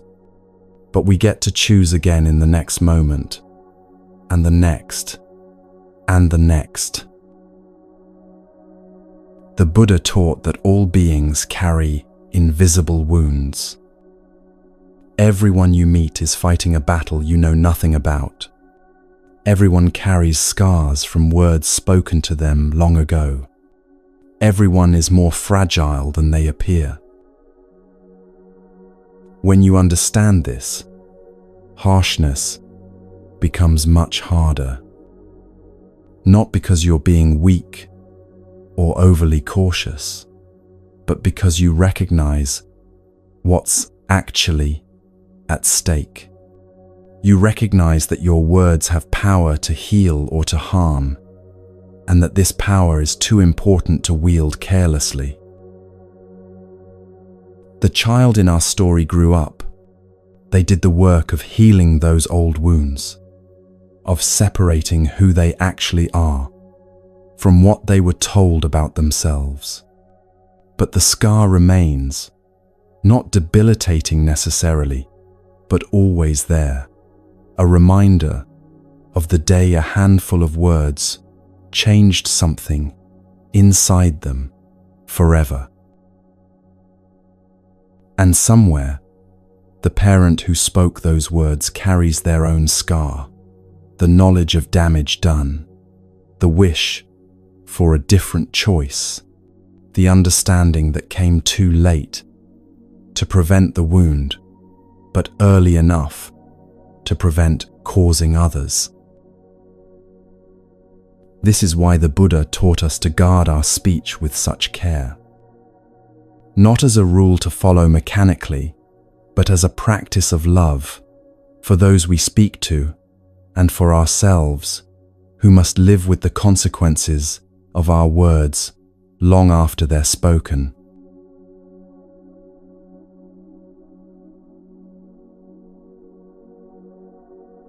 There was once a person who talked constantly, not in the sense that they never stopped speaking.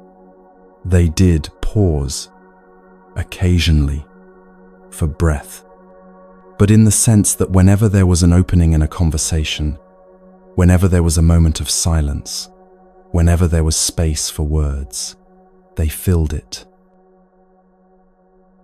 They had opinions about everything, commentary on every topic, stories that connected to every situation, observations about every event. Their voice was a constant presence in every gathering. And yet, if you asked someone who knew this person well what they'd actually said, they'd struggle to remember. Not because they had poor memory, but because, after a while, all those words stopped registering as meaningful. They became like background noise, present but not requiring attention. This person had developed what you might call the boy who cried wolf syndrome. Remember that old story? A shepherd boy watching sheep grows bored and cries, "Wolf!" as a joke. The villagers rush to help. When they discover there's no wolf, they return to their work, annoyed, but forgiving. The boy does it again, and again, and each time, the villagers respond a little less urgently. Their trust erodes a little more. Then one day, a real wolf appears. The boy cries, "Wolf!" But now, no one comes. They've learned that his cries mean nothing. He's depleted his credibility so thoroughly that his words have lost all power, even when they finally carry truth. This is what happened to our constant talker. Friends learned to tune them out. When they spoke, people nodded politely, but didn't truly listen. Their words had become wallpaper, just there, filling space, requiring no real engagement. And then, inevitably, a moment came when they actually needed to be heard. Maybe they discovered something important they needed to share. Maybe they were in genuine distress and needed help. Maybe they had an insight that could have helped someone else. But when they spoke, no one paid attention, because they'd trained everyone around them not to listen. The Buddha taught that better than 1,000 hollow words is one word that brings peace. This isn't just a preference for quality over quantity. It's a recognition of how speech actually works, how credibility builds, how influence develops. When you speak rarely but meaningfully, people learn that your words carry weight. When you speak constantly without discernment, people learn that your words are probably disposable. Think about people you know who have genuine influence. Chances are, they're not the ones who talk most. They're the ones who speak deliberately, who wait for the right moment, who say less but mean it more deeply. When they finally do speak, everyone leans in, because they've earned the right to be heard by being economical with their speech. This is what our constant talker never understood. They thought their voice mattered because it was loud, because it was present, because it filled space. They didn't realize they were spending their credibility like currency. And that currency, once spent, is very hard to recover. There's another cost to constant speech. We become numb to our own voice. When words tumble out without much thought, when we speak on autopilot, when we let our mouth run while our mind is elsewhere, we lose touch with the power of our own speech. We forget that words can heal or harm, that they can build or destroy, that they carry weight and create consequences. We start treating our own words as carelessly as others have learned to treat them, as meaningless sounds that don't require much attention or responsibility. The Buddha taught that speech is one of our most important karmic activities. More than our physical actions, more than our mental states, what we say creates lasting effects in the world. It shapes relationships, influences others, creates ripples that extend far beyond the moment of speaking. When we speak mindlessly, we're creating karma mindlessly. We're setting causes in motion without any awareness of what effects might follow. Strategic silence is different from uncomfortable silence. Strategic silence is choosing not to speak when speech won't serve. It's the pause before responding rather than reacting. It's the restraint that comes from knowing your words will have more impact if they're rare. Uncomfortable silence is what most people are trying to avoid when they fill every gap with chatter. It's the awkwardness we feel when conversation lulls. It's the anxiety that makes us talk just to have something happening. The constant talker was running from uncomfortable silence their entire life. Because in silence, they might have had to face whatever was underneath all that noise. The anxiety, the loneliness, the need for validation, the fear of being forgotten if they weren't constantly reminding people of their presence. But running from silence meant they also ran from themselves. They never developed the capacity to be with their own experience without immediately narrating it, commenting on it, turning it into another story to tell. This is the tragedy of empty speech. Not just that it annoys others or depletes credibility, but that it keeps the speaker trapped on the surface of their own life. They never dive deep because they're too busy chattering at the shallow end. Recovering the power of your word is possible, but it requires practice. Start noticing when you speak from habit rather than intention. Catch yourself filling silence just because it's there. Notice when you're about to offer an opinion on something you haven't really thought about. And in those moments, try choosing silence instead. Not as punishment or suppression, but as experiment. What happens if you don't fill that space? What emerges if you let the silence be? At first, it will probably feel uncomfortable. Your mind will generate things you should say. You'll worry people will think you're boring or disengaged. But gradually, something shifts. You discover that you don't need to comment on everything. That silence isn't awkward unless you make it awkward. That your words, when you finally do speak, start to carry more weight.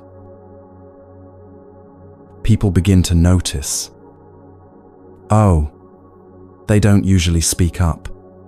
This must be important. And suddenly, you have influence you lacked when you were speaking all the time. The constant talker eventually learned this lesson, though it took years. They realized that their endless speech had been a kind of absence, not presence. They'd been so busy making noise that they'd forgotten how to communicate anything real. And when they finally started speaking less, something unexpected happened. People started actually hearing them. The words they did choose to share landed differently. Conversations became exchanges rather than monologues. And they discovered something the Buddha had known all along. True presence doesn't require constant speech. Sometimes the most powerful thing you can offer is the spaciousness of thoughtful silence, broken only when you truly have something worth saying.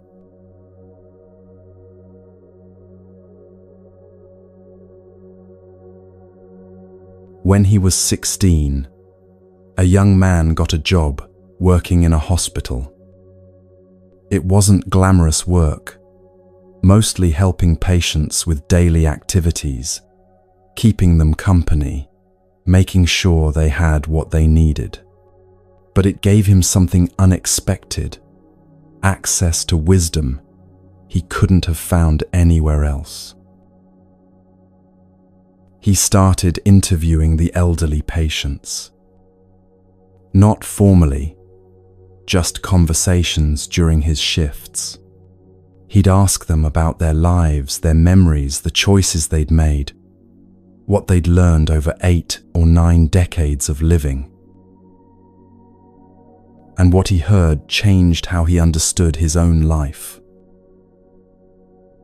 These people in their 80s and 90s would tell him about their 15 minutes of fame, the time they were at the peak of everything: successful career, thriving family, respected in their community, everything going according to plan.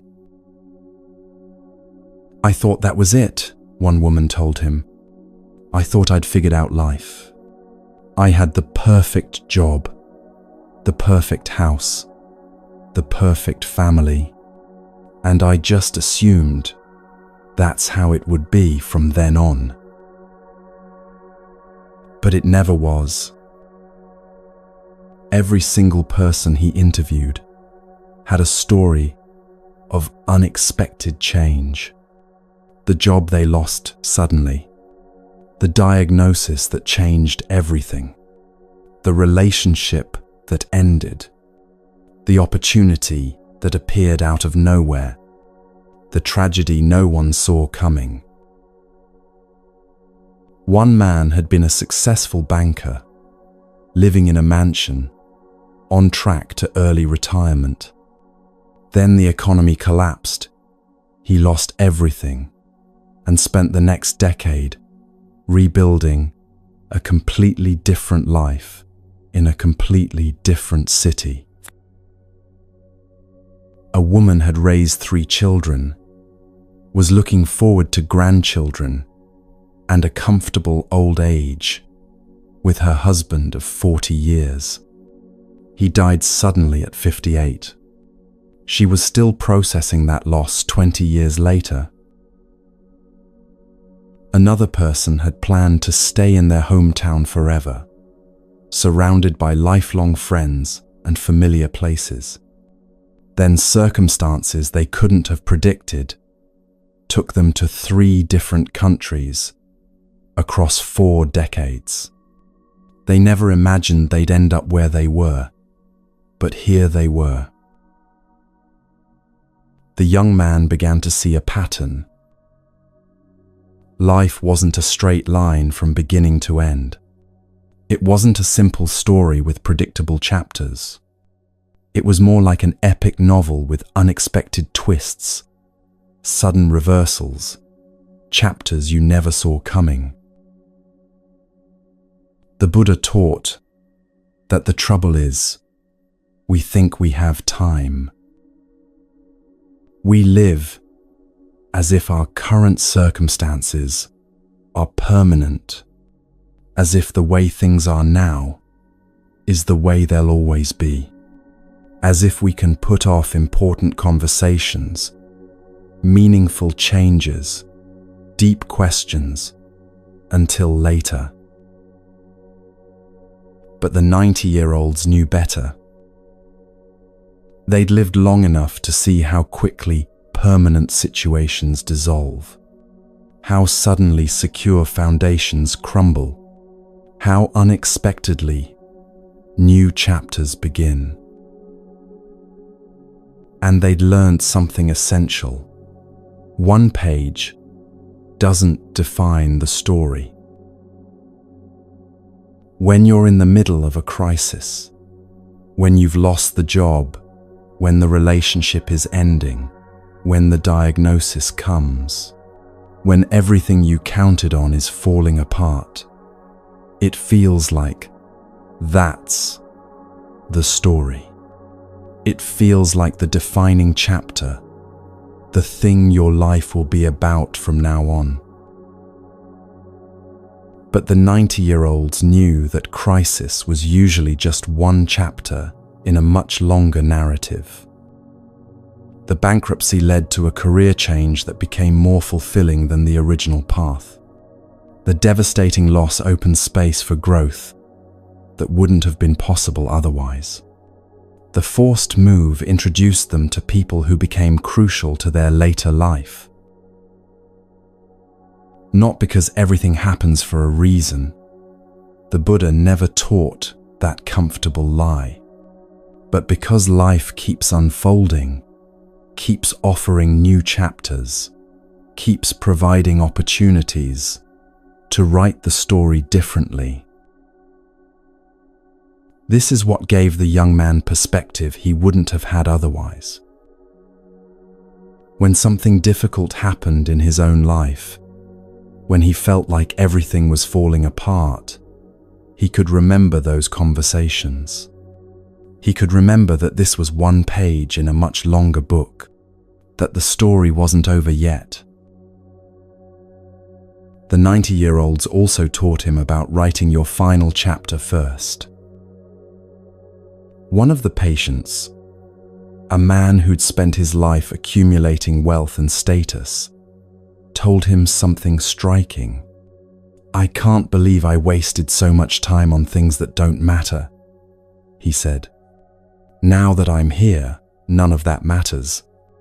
What matters is the people I loved and whether I lived with integrity." But he'd spent decades not knowing that. He'd organized his entire life around goals that, in the end, felt empty. Another patient had done something different. She'd decided in her 30s what she wanted to be able to say on her deathbed. What would make her feel she'd lived well? What would she need to be true about her life to die at peace? And then she'd worked backward from there, making choices based on that endpoint rather than on immediate pressures or cultural expectations. She was the most peaceful person in that hospital ward. Not because her life had been easy, it hadn't, but because she'd maintained clarity about what actually mattered, and that clarity had guided her through all the unexpected turns. The Tibetan yogi Milarepa said, "My religion is simple. I want to die without regret." Not without having made mistakes. That's impossible. But without regret, meaning without the burden of knowing you betrayed your own values, abandoned what was important, lived according to others' expectations, rather than your own deepest truth. The young man learned that regret, for most people at the end of life, isn't about things they did. It's about things they didn't do. The conversation they never had, the risk they didn't take, the love they didn't express, the dream they never pursued, the person they never became because they were too busy being who they thought they should be. This perspective, this view from the end of life looking back, changes everything about how you live now. It helps you see current problems as smaller than they feel. It helps you identify what actually matters versus what just seems urgent. It helps you make choices aligned with your deepest values rather than surface pressures. The Buddha taught that understanding impermanence, really understanding it, not just intellectually, but in your bones, is one of the most transformative insights possible. Because when you truly grasp that this life is temporary, that your time is limited, that you don't know how many chapters you have left, you stop postponing what matters. You have that difficult conversation now. You express that love now. You make that change now. You pursue that dream now, because you understand that later might not come. The young man eventually left that hospital job, but he carried those conversations with him for the rest of his life. Whenever he faced a major decision, he would imagine himself at 90, looking back. What would that future self wish he'd chosen? What would make that old man proud? What would he regret not doing? And that perspective, borrowed from people who'd actually lived those 9 decades, became his compass. It reminded him that life is an epic novel, not a short story. That one chapter, no matter how difficult or glorious, doesn't define the whole narrative. That he was still writing the story, one choice at a time. And most importantly, it reminded him of what the Buddha taught, that the trouble is, we think we have time. We don't. None of us do, not in the way we assume. But knowing that, really knowing it, isn't depressing. It's liberating. Because it clarifies what matters and gives you permission to let go of what doesn't.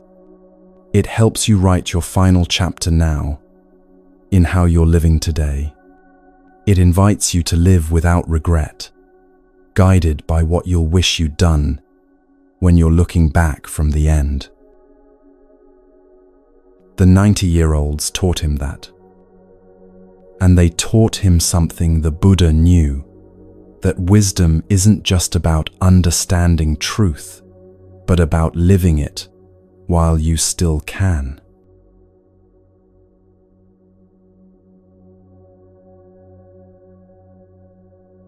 A teacher was sitting in a restaurant, eating alone, observing the world around him. At the table next to his sat a couple, perhaps in their 40s, casually dressed, settling in for dinner. They seemed pleasant enough, normal, just 2 people sharing a meal. The teacher, curious about human nature, decided to conduct a small experiment. He noted the time on his watch as they began talking. He wanted to see how long it would take for their conversation to drift into familiar territory, the territory most human conversations eventually find. The conversation started innocently. Work matters, something about traffic, plans for the weekend. The usual pleasant exchange between 2 people who know each other well. The teacher kept his eye on his watch. 7 minutes. That's how long it took before one of them started complaining about someone who wasn't there. A co-worker who'd done something annoying. The other joined in, adding their own story about someone else. Within 10 minutes, they were deep in discussion about all the ways certain people in their lives were disappointing, frustrating, or difficult. Not viciously. These weren't cruel people, just ordinary people doing what ordinary people do, bonding over shared grievances, finding connection through mutual complaints. By 15 minutes, the conversation had shifted to admiring worldly things. Someone they knew had bought a new car. Wasn't it impressive? Another person had gotten a promotion. Imagine making that much money. A neighbor had renovated their house. The kitchen alone must have cost a fortune. The teacher put his watch away. The experiment was complete. He'd seen what he expected to see. The Buddha taught that from the mouth comes both poison and nectar. We like to think we're above this pattern, that we're different from those people in the restaurant, that our conversations are more elevated, more meaningful, more conscious. But the truth is, Most of us fall into the same patterns without even noticing. Put any group of people together, at dinner, at work, at a family gathering, and start a timer. How long before the conversation drifts toward criticism? How long before someone's talking about who's doing what wrong? How long before the discussion turns to material concerns, to status, to comparison? This isn't because people are bad. It's because we're unaware. The Buddha understood something crucial about human speech. When we're not paying attention, when we're not consciously choosing our words, what comes out is usually a reflection of our afflictions. Our jealousy emerges as criticism of those who have what we want. Our insecurity surfaces as putting others down to feel better about ourselves. Our attachment expresses itself as obsessing over material things. Our anger finds targets in stories about who wronged us. This is why the Buddha said, "We're not just a neutral loudspeaker, amplifying whatever's around us. We're more like a radio constantly broadcasting our internal state." If that internal state is clouded by what Buddhism calls the three poisons, greed, hatred, and delusion, then that's what broadcasts through our speech, automatically, without us even realizing it. The couple in the restaurant had no idea they were doing this. They weren't trying to gossip or complain or obsess over material things. It just flowed naturally from them, the way water flows downhill, taking the path of least resistance. And this is true for most of us most of the time. Unless we're actively practicing awareness, unless we're consciously choosing our speech, we default to these patterns. They're the grooves we've worn in our minds through repetition, through cultural conditioning, through years of unconscious habit. So what's the antidote? The Buddha taught that we need to cultivate discernment about our speech, not in a rigid, rule-following way, but in a genuinely aware way. This means noticing, in real time, as you're speaking, what's actually coming out of your mouth. Are you complaining? Are you criticizing someone who isn't there? Are you obsessing over material concerns? Are you reinforcing your attachments and aversions through what you're saying? And if you notice this happening, you have a choice. You can continue the pattern, letting the afflictions speak through you. Or you can pause, redirect, choose something different. This doesn't mean becoming fake or suppressing your genuine feelings. It means becoming conscious of what you're putting into the world through your words. The teacher wasn't judging the couple in the restaurant. He was observing a universal pattern, one he'd seen countless times, one he'd caught in himself countless times. Because the truth is, we're all capable of this. We all have these tendencies. We all default to unconscious speech unless we practice otherwise. But here's what's hopeful about this understanding. Once you see the pattern, you can change it. You can catch yourself mid-complaint and redirect. You can notice when you're about to criticize someone and choose silence instead. You can feel the urge to obsess over material things and let it pass without speaking it. This isn't repression. It's wisdom. Repression would be pretending you don't have these thoughts and feelings. Wisdom is acknowledging them internally, while choosing not to reinforce them through speech.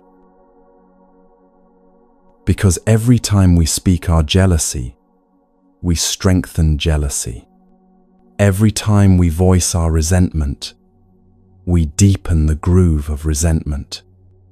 Every time we express our attachment to material things, we tighten that attachment's grip. And conversely, every time we catch ourselves and choose differently, we weaken those patterns. Not by fighting them, but by not feeding them. The couple eventually finished their meal and left, probably having enjoyed their evening together, completely unaware that they'd spent much of it reinforcing the very mental patterns that create suffering. The teacher finished his meal too, reflecting on how often he'd been that couple, how many dinners he'd spent in unconscious speech, broadcasting his afflictions without awareness. And he renewed his commitment to practice.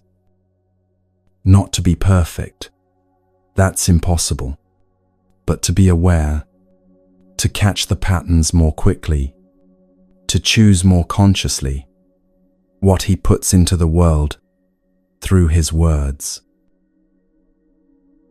Because the Buddha taught something both sobering and empowering, we create karma more through our speech than through any other action.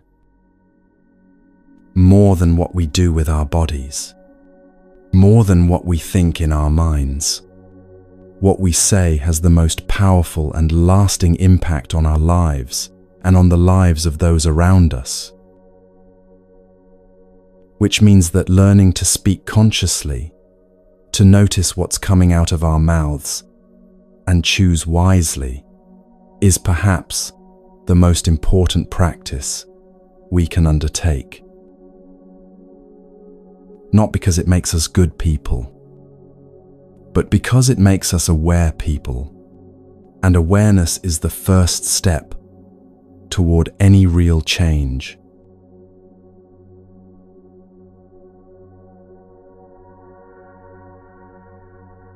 There's a phenomenon on the internet that most people recognize: trolls. These are people who post deliberately provocative comments on social media, in forums, in the comment sections of articles. Not because they believe what they're saying, not because they care about the topic, but because they want to watch what happens next. They drop an inflammatory statement into a peaceful discussion and then sit back, arms crossed, watching people argue. The anger, the outrage, the long threads of people trying to correct each other, to prove their point, to win the argument, it's entertainment for the troll. Free drama, created with just a few carefully chosen words. We recognize this behavior online and call it out. Don't feed the trolls, we say. They're just trying to get a reaction. But here's what the Buddha would point out. We do the same thing in person, at dinner tables and family gatherings and social events. We just don't call it trolling. A group is sitting together, conversation flowing peacefully, everyone relatively content. And someone feels that familiar restlessness, that sense that things are too calm, too boring, too uneventful. So they drop a comment. You know what Sarah said about the way this family handles money? Or, I heard something interesting about Marcus's new relationship. Or, did you all know that David didn't vote the way we thought he did? It doesn't matter what the specific comment is. What matters is the intention behind it, creating drama where there was peace, stirring conflict where there was harmony, generating entertainment out of other people's discomfort. This is in-person trolling, and we're all capable of it. The Buddha taught that idle speech leads to idle suffering. Idle here doesn't mean insignificant. It means unnecessary, created without purpose, suffering that didn't need to exist. When you drop that conversational grenade, whether online or at a dinner table, you create real consequences. People get upset, relationships strain, trust erodes, the atmosphere shifts from relaxed to tense. Someone might leave hurt, others might say things they'll regret later. And none of it was necessary. None of it served any purpose beyond momentary entertainment for the person who started it. This reveals something uncomfortable about human nature. We're attracted to conflict. Not always, not constantly, but often enough that it's worth examining. Peace can feel boring. Harmony can feel uneventful. We crave stimulation, excitement, drama. And when our lives feel too quiet, too settled, too ordinary, we sometimes create chaos just to feel something happening. But the Buddha asked us to look deeper. What are we really running from when we do this? Usually, it's discomfort with our own internal state. Maybe there's an anxiety we don't want to feel. Maybe there's a loneliness that emerges in quiet moments. Maybe there's an emptiness we're trying to fill with external stimulation.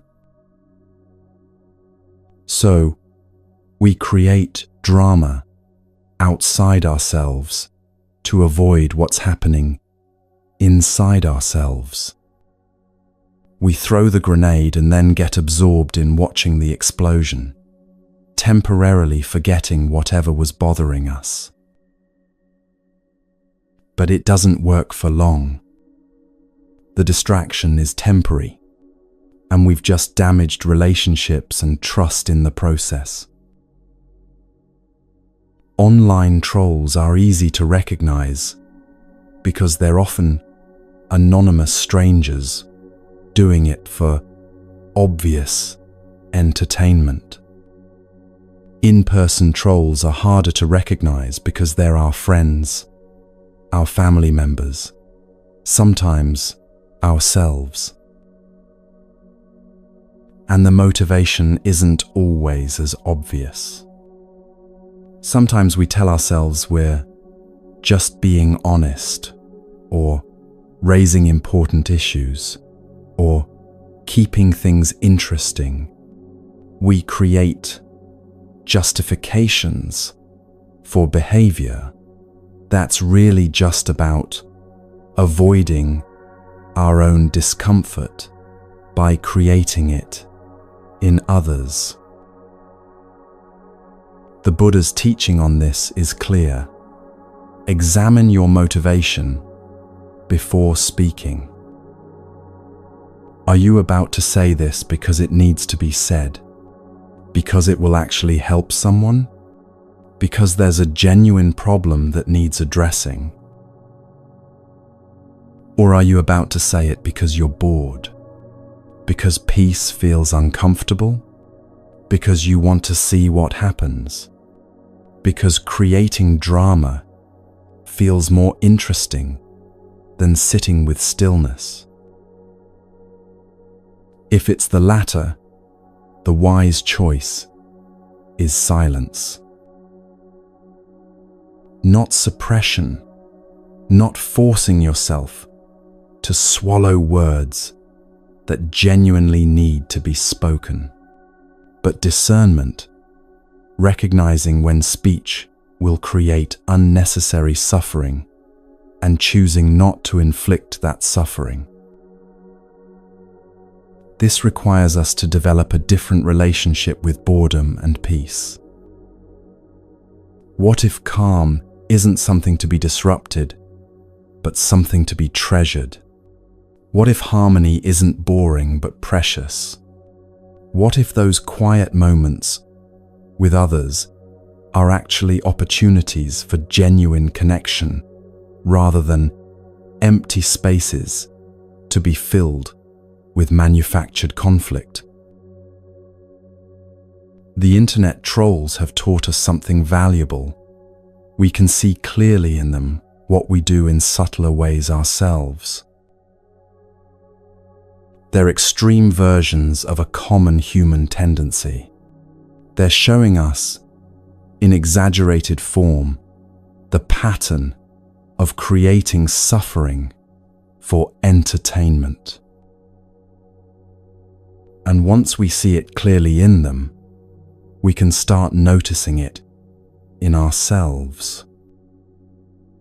The next time you're in a group and feel that urge to drop a provocative comment, pause. Notice what you're feeling. Is there anxiety underneath the boredom? Is there loneliness underneath the restlessness? Is there something you're trying to avoid feeling by creating external drama? And then make a conscious choice.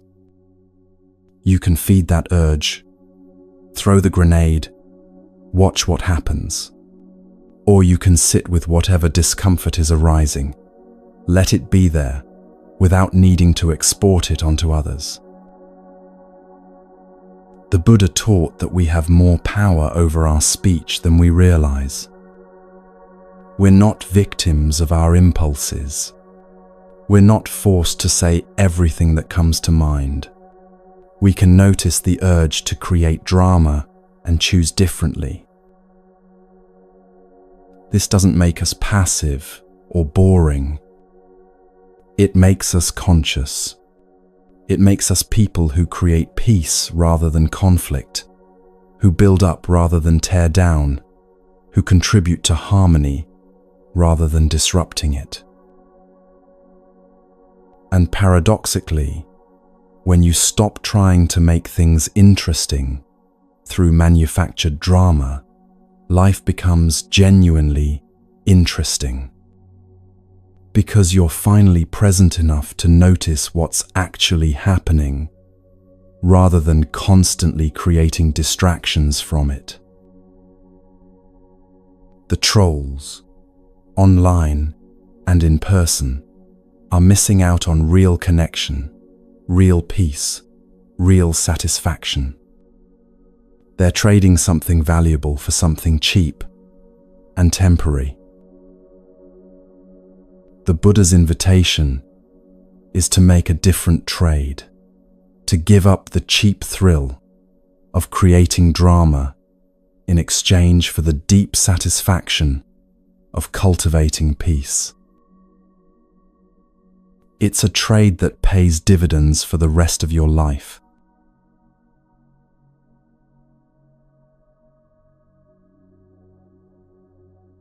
A spiritual teacher had to navigate a delicate balance in how he spoke to different people, with strangers, or people he'd just met, or those who didn't yet know him well, His speech was carefully cushioned, gentle, wrapped in multiple layers of politeness and consideration. For example, if he wanted to encourage someone to develop a meditation practice, he might say, "Perhaps, if it resonates with you, you might consider exploring the possibility of meditation at some point in the future." 6 cushions. 6 soft layers between the direct suggestion and the person receiving it. The message was there. Meditation would be beneficial, but it was so wrapped in gentleness that the person's ego barely felt any pressure. They could receive the suggestion without feeling criticized or pushed. But with close friends, people he'd known for years, people he had deep trust with, his speech was completely different. To those same friends, he might say, "Stop being lazy and sit down to meditate. 40 minutes minimum, every day. No excuses." Direct, blunt, even provocative. Same message, completely different delivery. The Buddha taught us to adapt our teaching to the listener. Not because truth changes based on who's hearing it, but because people's capacity to receive truth varies enormously based on context, relationship, and trust. With strangers or new acquaintances, there's no foundation of trust yet. They don't know your heart. They don't understand your intentions. They haven't experienced your care for them over time. So if you're too direct, too blunt, it can feel like an attack. Their defenses go up. They might reject not just your words, but you as a person. The message gets lost in the delivery. This is why the teacher used all those cushions with people who didn't know him well. Not because he was being fake or dishonest, but because he understood that wrapping truth in gentleness makes it more likely to be received. Think of it like giving medicine to a child. You can hand them a bitter pill and demand they swallow it. Or you can hide it in something sweet that makes it easier to take. Either way, they get the medicine. But one approach is far more likely to succeed. With close friends, though, all those cushions become unnecessary, even counterproductive. When you have years of trust, when someone knows you love them, when they've seen you show up for them repeatedly, you can be more direct, because they'll hear your directness through the filter of that established relationship. They know you're not attacking them. They know you're not trying to make them feel bad. They know you're offering truth precisely because you care about them. So when the teacher told his close friend to stop being lazy, the friend heard, "I care about you enough to be honest about what I see. You have potential you're not living up to, and I believe in you enough to call you on it." But if he'd said the same thing to a stranger, they would have heard, "This person is judgmental and rude." Same words, completely different reception because of the different contexts. There's a danger on each extreme of this spectrum. On one end, you can become so formal, so cautious, so wrapped in politeness, that genuine communication becomes impossible. The teacher once worked with a committee organizing an event where there were clear conflicts and disagreements among the members. But they were all so polite to each other, so careful not to offend, that they couldn't actually address the problems. He had to tell them, "You need to be a bit less polite right now. Have the actual disagreement. Say what you really think. Otherwise, we can't solve anything." Excessive formality can suffocate honesty. It creates a barrier that prevents real connection and problem solving. But on the other extreme, rough honesty without any warmth pushes people away. You might have met people like this, genuinely good-hearted, with real integrity, trying to help. But their communication style is so harsh, so blunt, so lacking in warmth that people avoid them. Their goodness goes unappreciated because the delivery is too rough. They're like a saint with no social skills, right in content but wrong in form, and the wrong form prevents the right content from landing. The Buddha's middle way applies here too. The goal isn't maximum politeness or maximum bluntness. It's appropriate calibration based on the specific relationship and situation. With people you don't know well, more cushions, more gentleness, more care in how you deliver truth. With people you know deeply, fewer cushions, more directness, trusting the relationship to carry the truth even when it's uncomfortable. But always, whether with strangers or friends, the underlying quality should be warmth. Even when being blunt with close friends, even when saying, "Stop being lazy," there should be love underneath it. Care, a genuine wish for their well-being. If the bluntness comes from irritation, from superiority, from wanting to put them down, it's not wisdom. It's just harshness, dressed up as honesty. The teacher knew this. His directness with close friends came from deep care, and they could feel that. So even when his words were tough, they landed as love, not attack.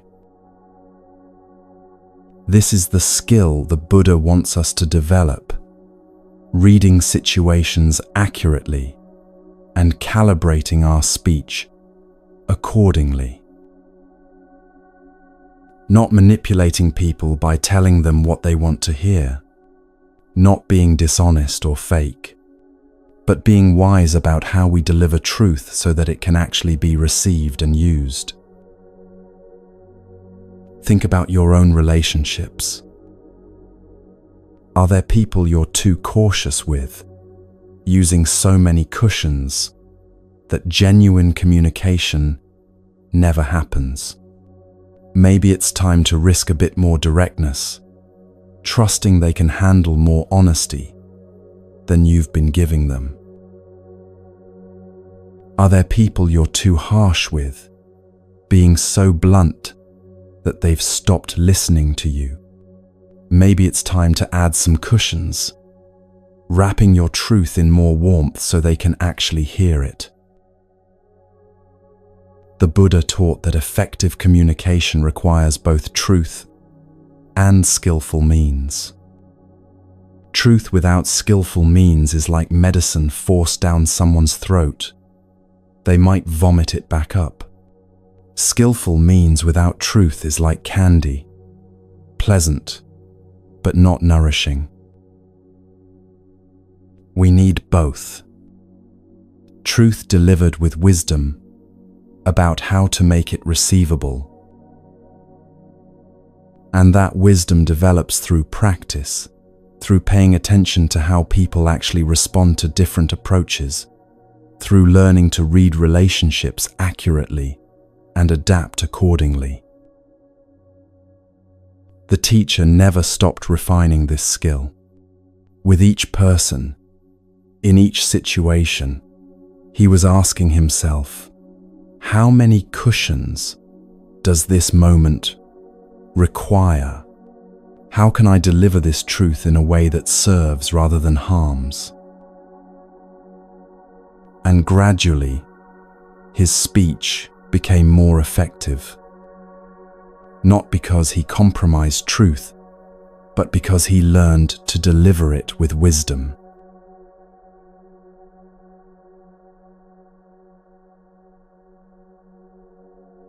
A spiritual teacher noticed a pattern in the people who came to see him for guidance. Many of them weren't actually seeking guidance at all. They were seeking validation. Someone would come to him with a problem, lay out the whole situation in careful detail, explain all the complex factors involved, and then they'd ask, "What do you think I should do?" But if the teacher listened carefully, not just to the words, but to the energy behind them, he could tell they'd already decided what they wanted to do. They weren't looking for his perspective. They were looking for his approval. They wanted him to confirm their plan, to bless their choice, to put his stamp of authority on the decision they'd already made. And if he suggested something different, they'd immediately have a dozen reasons why that wouldn't work. "Well, yes, but you don't understand. I've already tried that, and that's a good idea in theory, but in my specific case." The teacher came to recognize this pattern instantly. These people weren't looking for wisdom. They were looking for a rubber stamp. The Buddha taught that you are your own refuge. Not in the sense that you don't need teachers or guidance. You do. But in the sense that ultimately, no one can save you from yourself. No one can make your decisions for you. No one can do your work for you. And no one can validate a choice that deep down you know is wrong. When people come seeking validation rather than wisdom, they're usually trying to avoid looking at something they already know. They know their relationship isn't working, but they want someone to tell them it's fine to stay. They know they're in the wrong career, but they want someone to confirm it's okay to keep playing it safe. They know they're avoiding a difficult conversation, but they want permission to keep avoiding it. What they're really asking is, "Please tell me, I don't have to change. Please tell me the problem isn't me. Please confirm that my current approach is working, even though everything in my experience suggests it isn't." The teacher learned not to play this game. When someone came seeking validation disguised as advice, he would often just listen. He'd let them talk themselves in circles. He'd ask questions that pointed them back to what they already knew. "What do you think you should do? What does your intuition tell you? If you already knew the answer, what would it be?" These questions were designed to bypass the seeking validation mechanism and connect the person with their own knowing.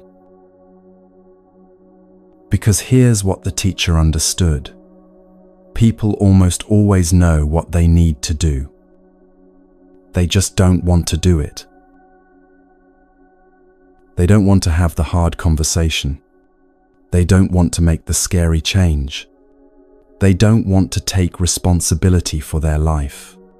So they go shopping for someone who will tell them it's okay not to. The Buddha was clear about this dynamic. He didn't coddle people or tell them comfortable lies. He pointed to reality and invited them to see it clearly. If someone came to him complaining about suffering but unwilling to examine their own role in creating it, he wouldn't pretend everything was fine. He'd point to the truth, even if, especially if, it was uncomfortable. This is what genuine teachers do. They care about your growth more than your comfort. They care about truth more than being liked. The teacher knew that if he gave people the validation they sought, he'd be doing them a disservice. He'd be helping them stay stuck. He'd be confirming their delusions. He'd be acting as an accomplice to their avoidance.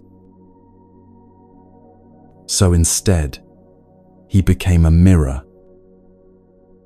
Not a harsh mirror, not a judgmental mirror, but a clear one, reflecting back what he saw, without adding flattery or criticism, showing people themselves as accurately as he could.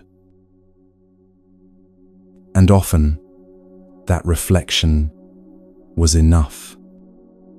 When people saw themselves clearly, saw their patterns, their avoidance, their self-deception, they couldn't quite maintain the same story they'd been telling themselves. Sometimes they got angry at him for not giving them what they wanted. Sometimes they went away disappointed. Sometimes they never came back. But sometimes, often enough to make it worthwhile, something shifted. The person stopped seeking validation and started seeking truth. They stopped trying to get someone else to take responsibility for their life and started taking it themselves. This is what the Buddha meant by being your own refuge. Not that you don't need guidance. You do. Not that you should never seek advice. You should. But that ultimately you have to be willing to see your own situation clearly and take responsibility for your own choices. No teacher, no matter how wise, can do that for you.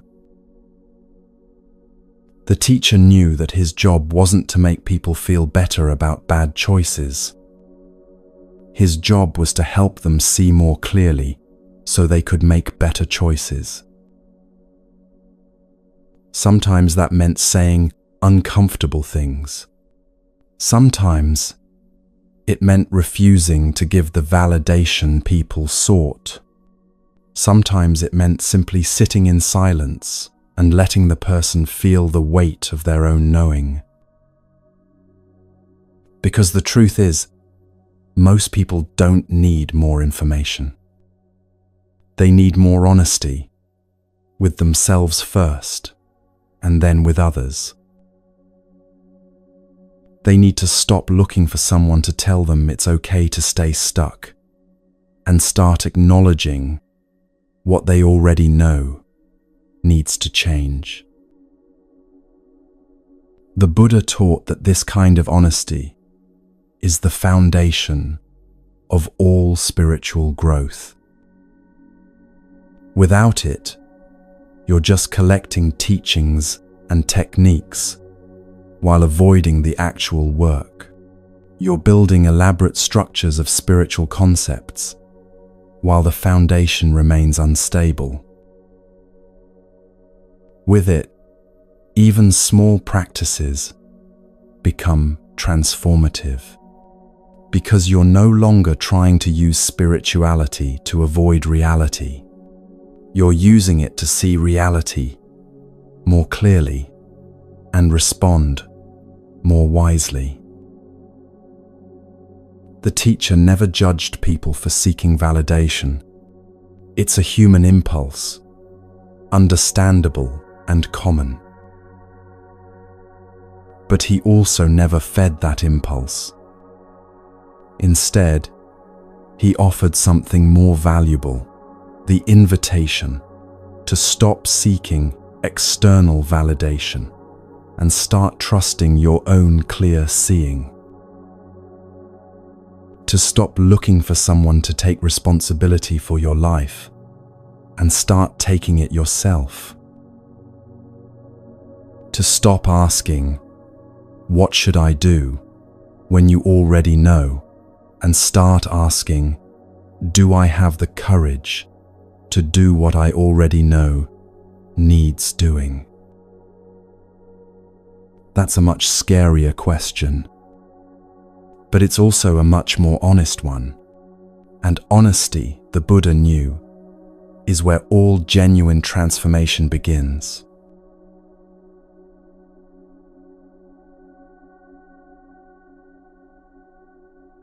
A student was struggling with a question about spiritual paths.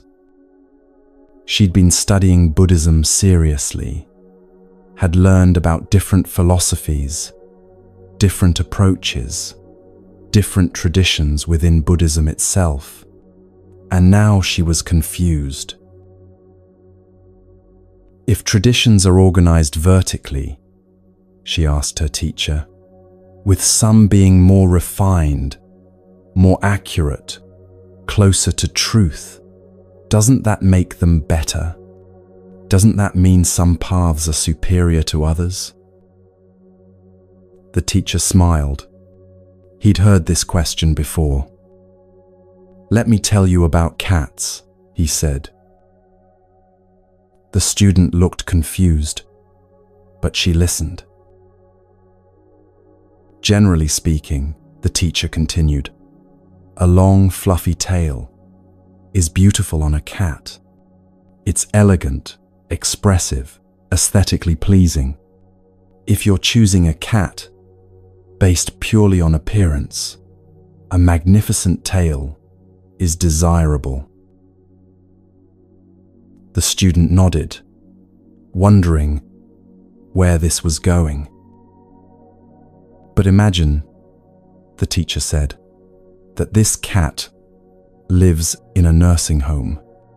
In the common room, there are 12 elderly residents sitting in rocking chairs, rocking gently back and forth, all afternoon. The student started to see where this was going. For a cat living in that environment, a long tail is a disaster. Every time it walks through the room, its tail gets caught under a rocker. The poor cat is constantly getting hurt, learning to navigate a minefield of moving chairs. What was beautiful and elegant in one context becomes a dangerous liability in another.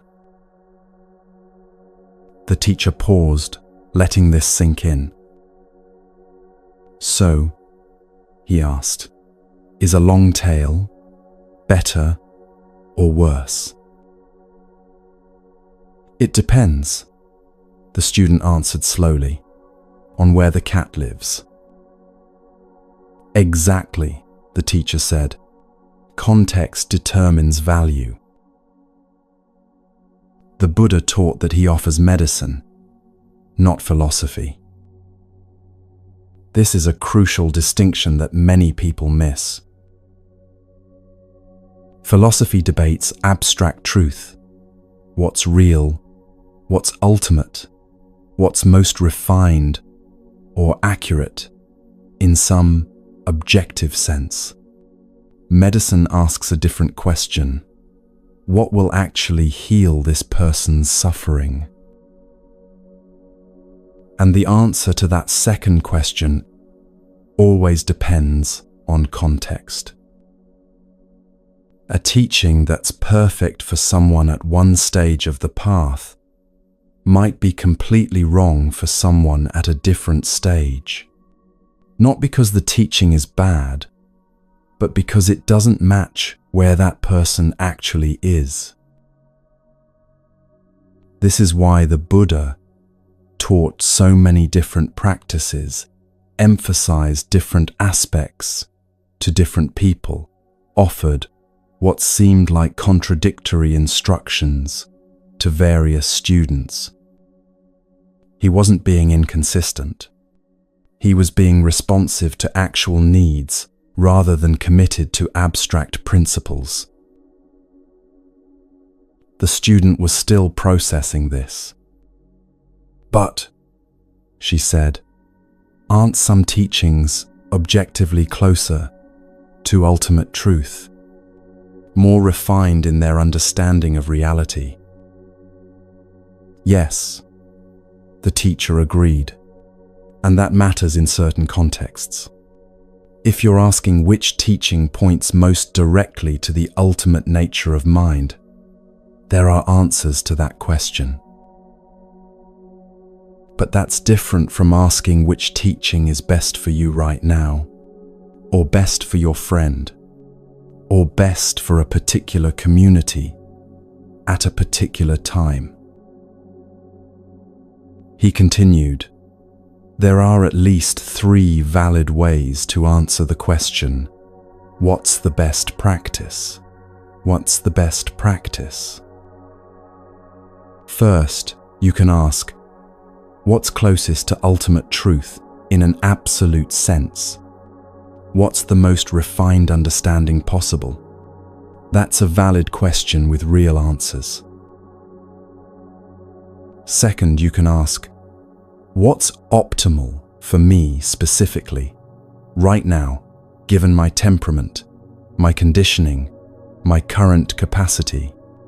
That's a different question with different answers. And third, you can ask, what's generally most helpful for a group of people at similar stages?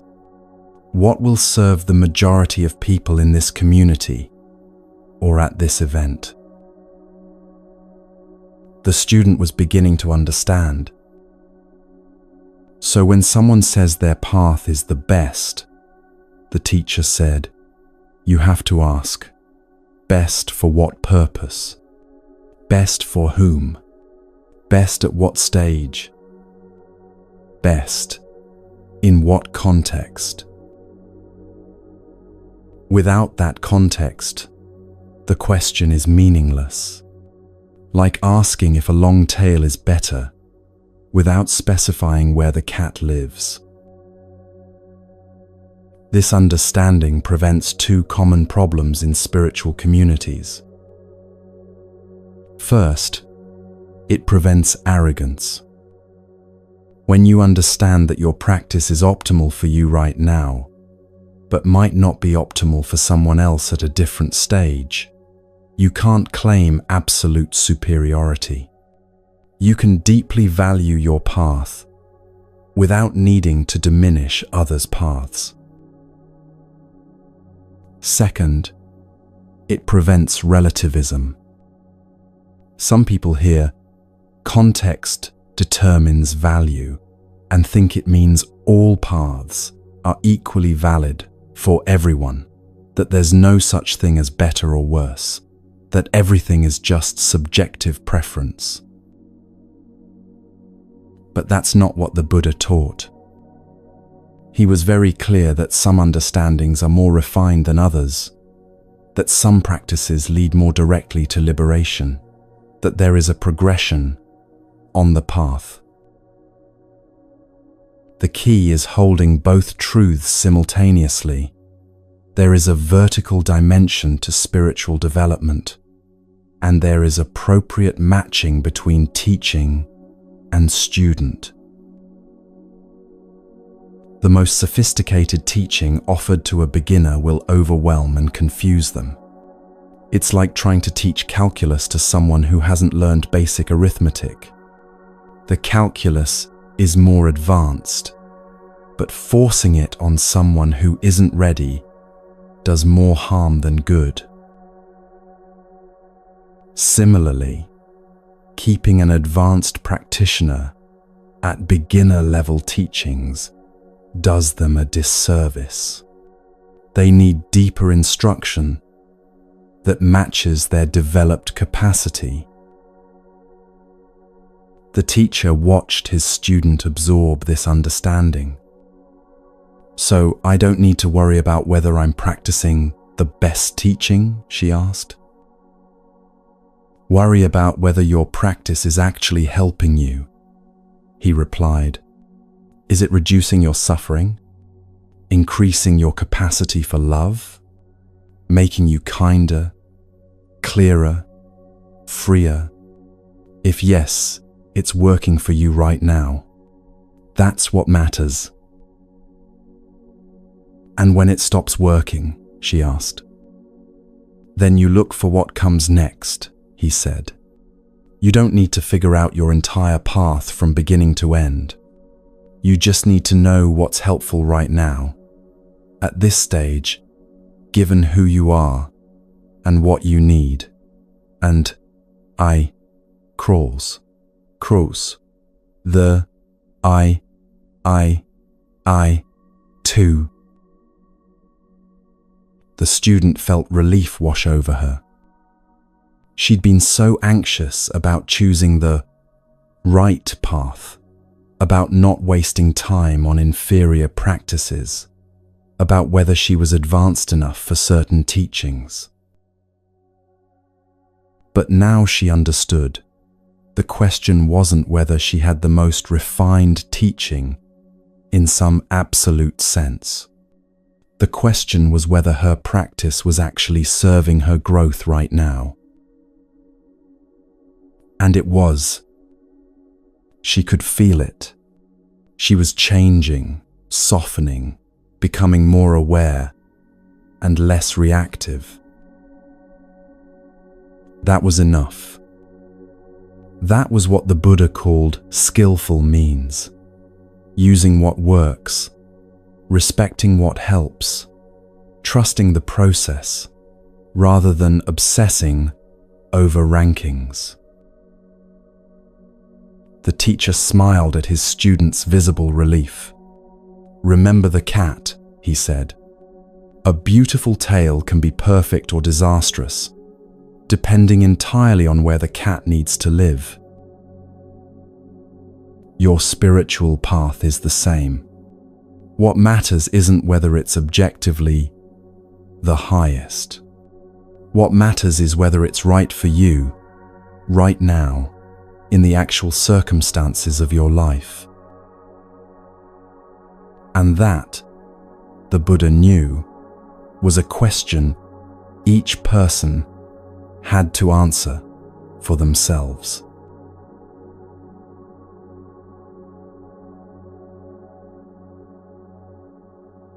There was once a spiritual seeker who'd spent years studying various paths.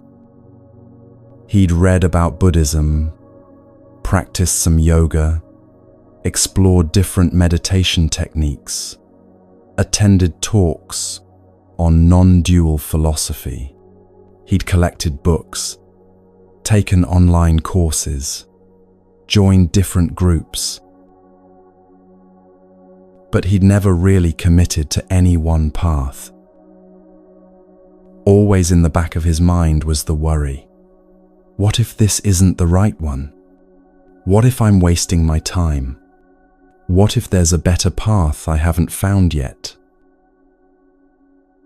So he kept shopping, kept exploring, kept trying to figure out which tradition held the real truth before he invested himself fully. This went on for years. Finally, he traveled to see a Zen master who'd been recommended to him. He arrived at the master's simple dwelling with his questions carefully prepared. "Teacher," he said, "I've studied many paths, but I can't figure out which one to follow.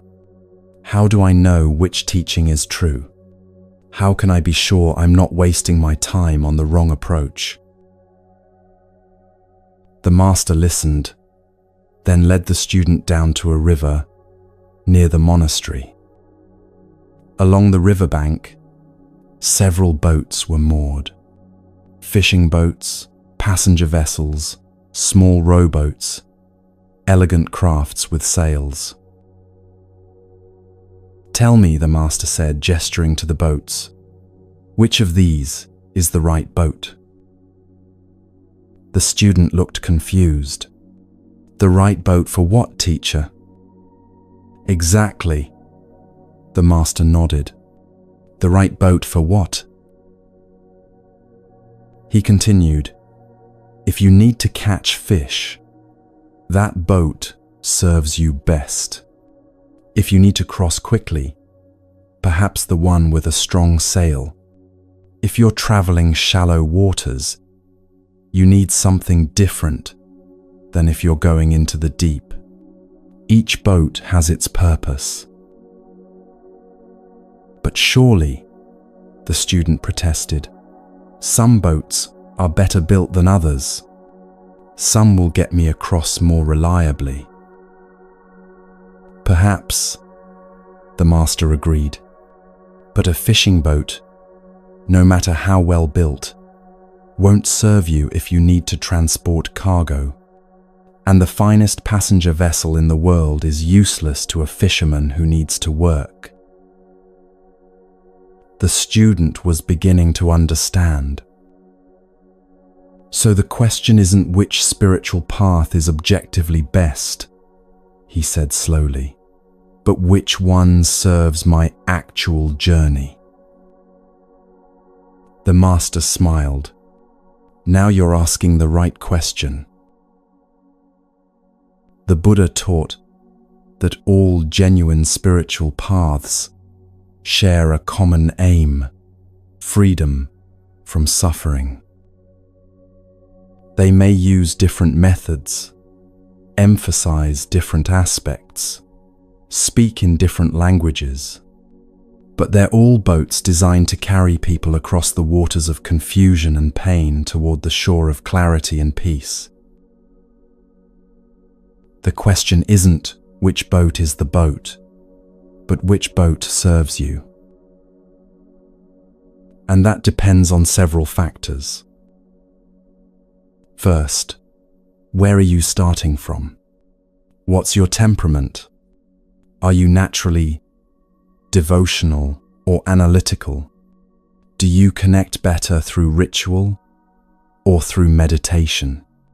Through community or through solitude? Second, what obstacles do you face? Is your main challenge anxiety, anger, confusion, doubt? Different paths have different strengths in addressing different obstacles. Third, what's available to you?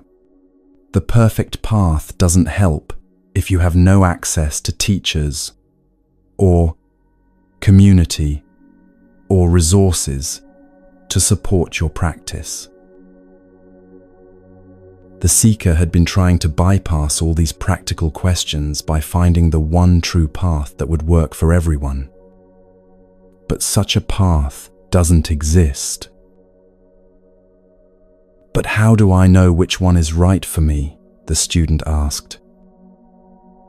"By getting in the boat," the master replied.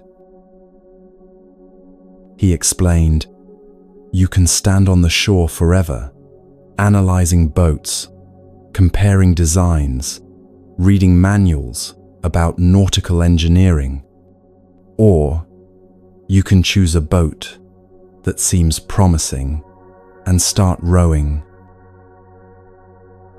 You'll learn more in 1 week of actual practice than in a year of comparative study. You'll discover what helps you and what doesn't. You'll see whether you're making progress or just spinning in circles. And if the boat isn't working, the student asked, then you choose a different one, the master said simply. But at least you'll know from experience rather than speculation. And the act of rowing, even in the wrong boat, teaches you about rowing. The Buddha was famous for this pragmatic approach. He didn't waste time arguing about metaphysical theories or competing with other spiritual teachers. He simply asked, does this practice reduce suffering? Does it work? If it worked, keep doing it. If it didn't work, try something else. It was that simple. The master had one more thing to add. Remember, he told the student, the boat is not the destination. Once you reach the other shore, you don't need to carry the boat on your back. What do you mean? The student asked. Spiritual teachings are tools, not truths to cling to forever. They serve their purpose, and then you can let them go. Don't become so attached to your particular boat that you forget you're trying to reach the shore. This was perhaps the most important teaching. People often confuse the path with the goal. They become so identified with their particular tradition that they forget all traditions are just means to an end.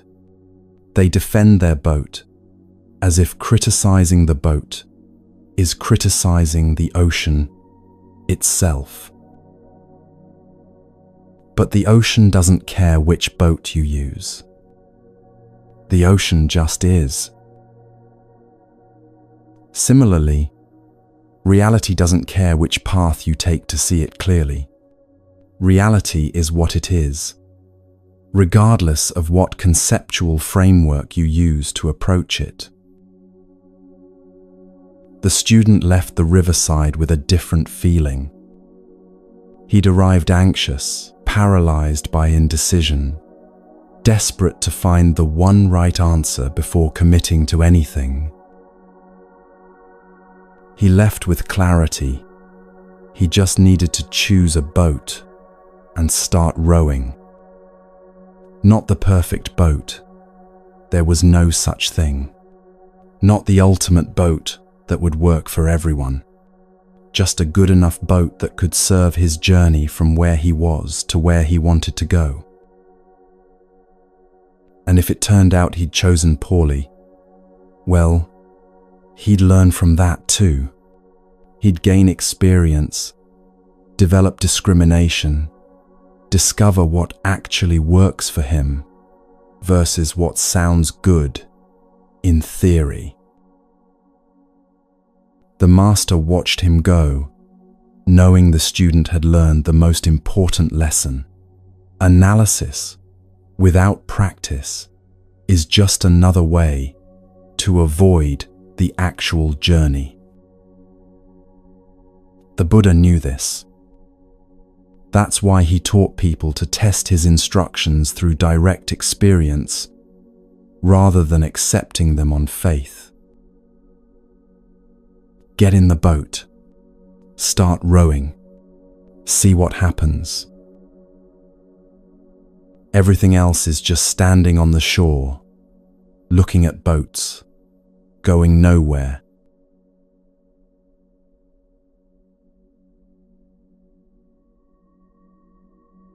A teacher was instructing his students on the importance of ethical codes, not as rigid rules imposed from outside, but as protection they create for themselves. Some of you might think, he said, that you're too flawed to maintain ethical commitments, too impulsive, too habitual, too set in your ways.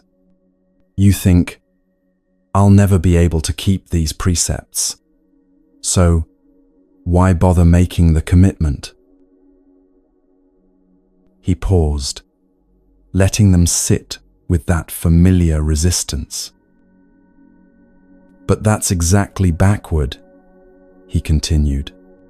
You adopt ethical codes precisely because you're imperfect. You make commitments now, when you're clear, to protect yourself later, when you're confused. One student raised a hand. Can you give an example? The teacher nodded.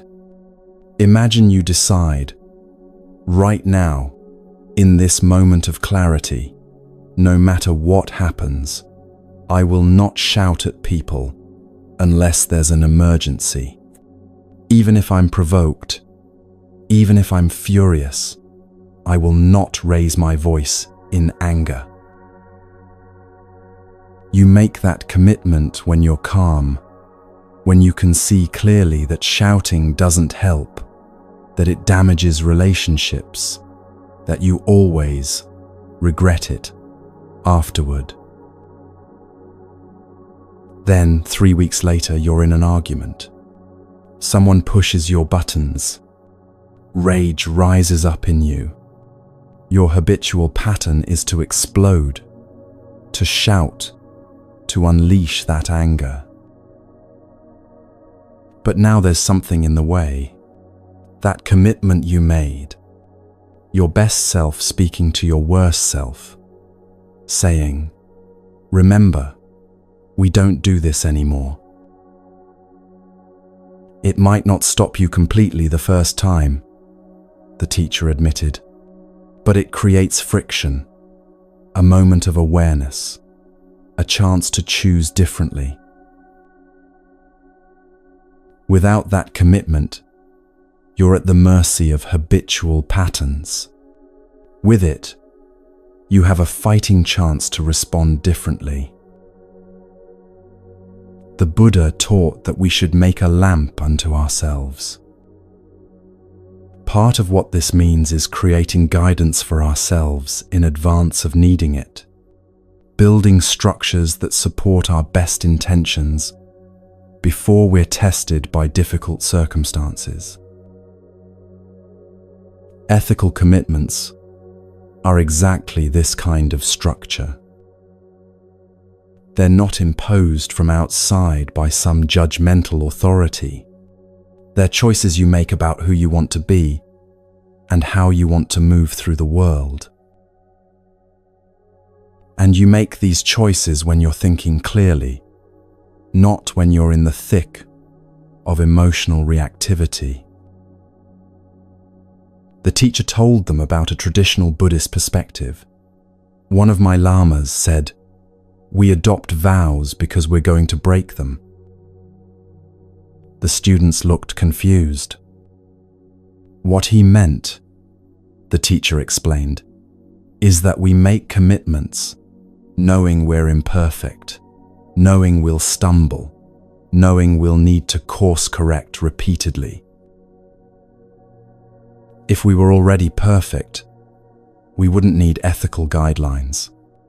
We'd naturally do the right thing in every situation. But we're not perfect.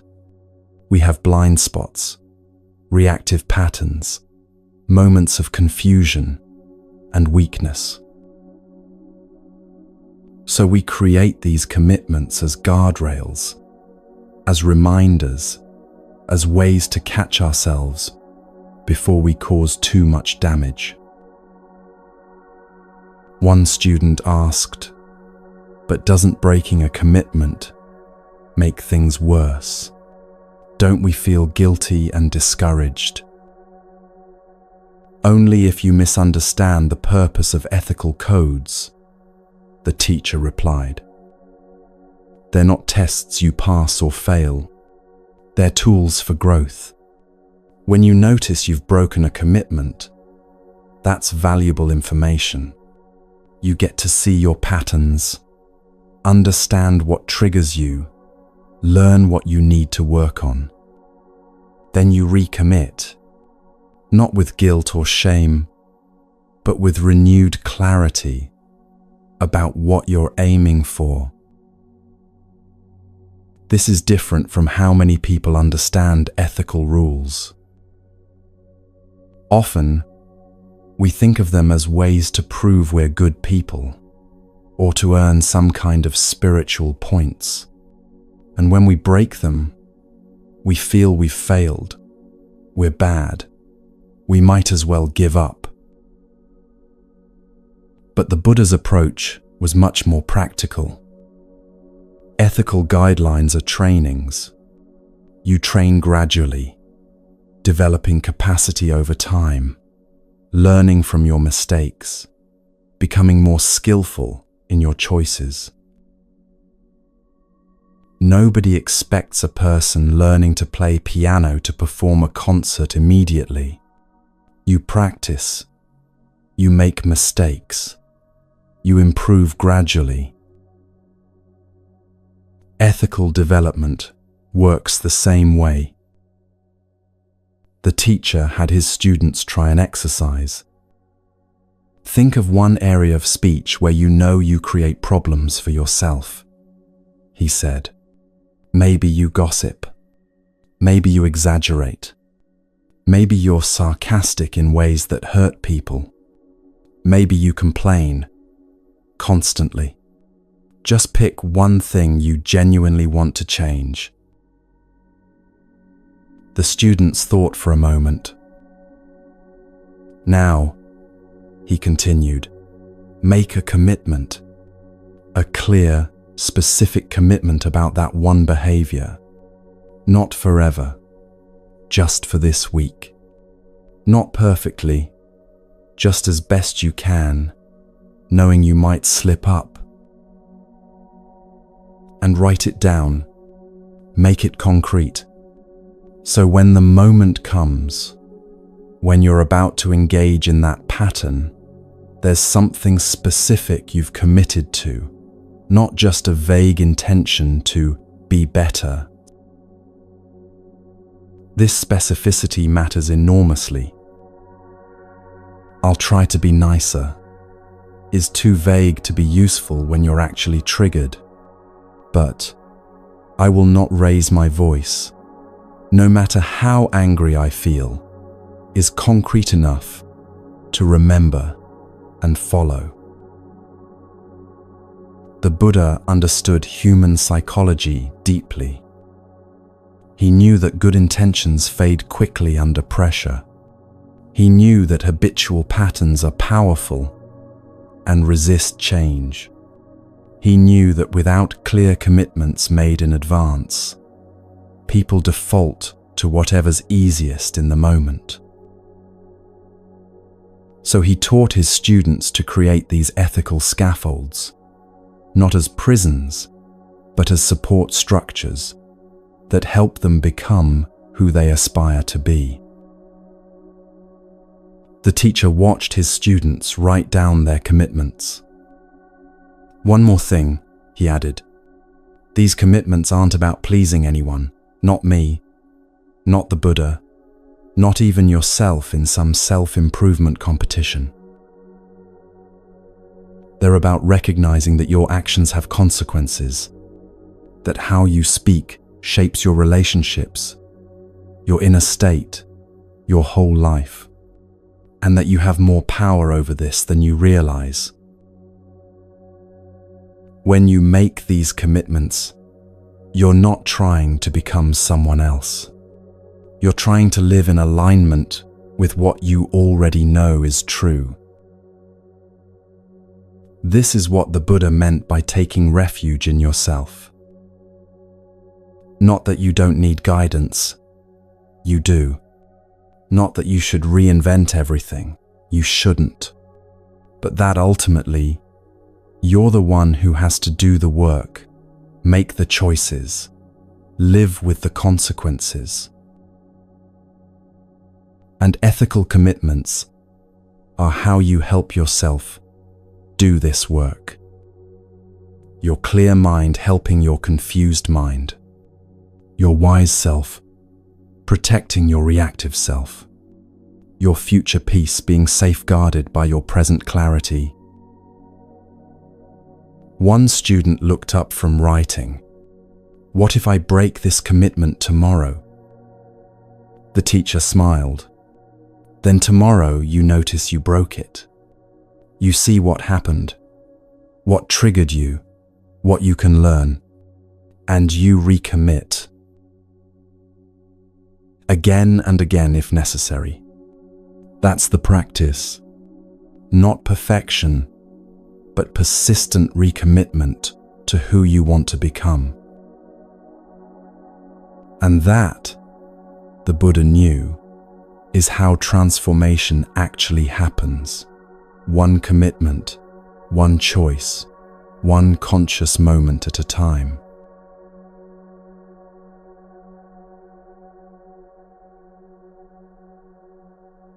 An elderly grandmother was teaching her grandson about speaking wisely. He was reaching the age where his words were starting to have real impact on others, where what he said could help or harm, build up or tear down. She wanted to give him something simple he could use for the rest of his life. Before you speak, she told him, ask yourself 3 questions. The boy listened carefully, as he always did when his grandmother spoke. She was the wisest person he knew. First question, is it necessary? She explained, many things we say don't need to be said. They're redundant. They add nothing. They just fill air. Before speaking, ask yourself, does this need to be said by me? Does it need to be said now? Does it serve any actual purpose? The boy nodded. Understanding this made sense. Second question, is it true? This seems obvious, she said, but notice how often we shade the truth, exaggerate, repeat things we haven't verified, say things we don't really know.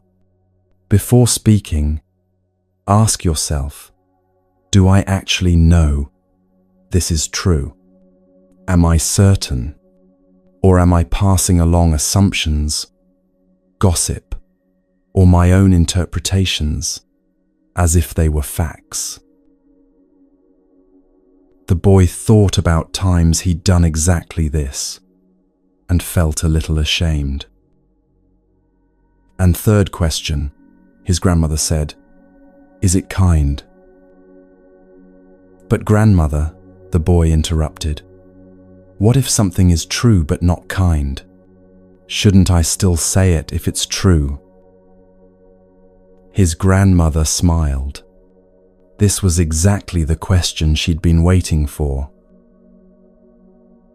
Listen carefully, she said.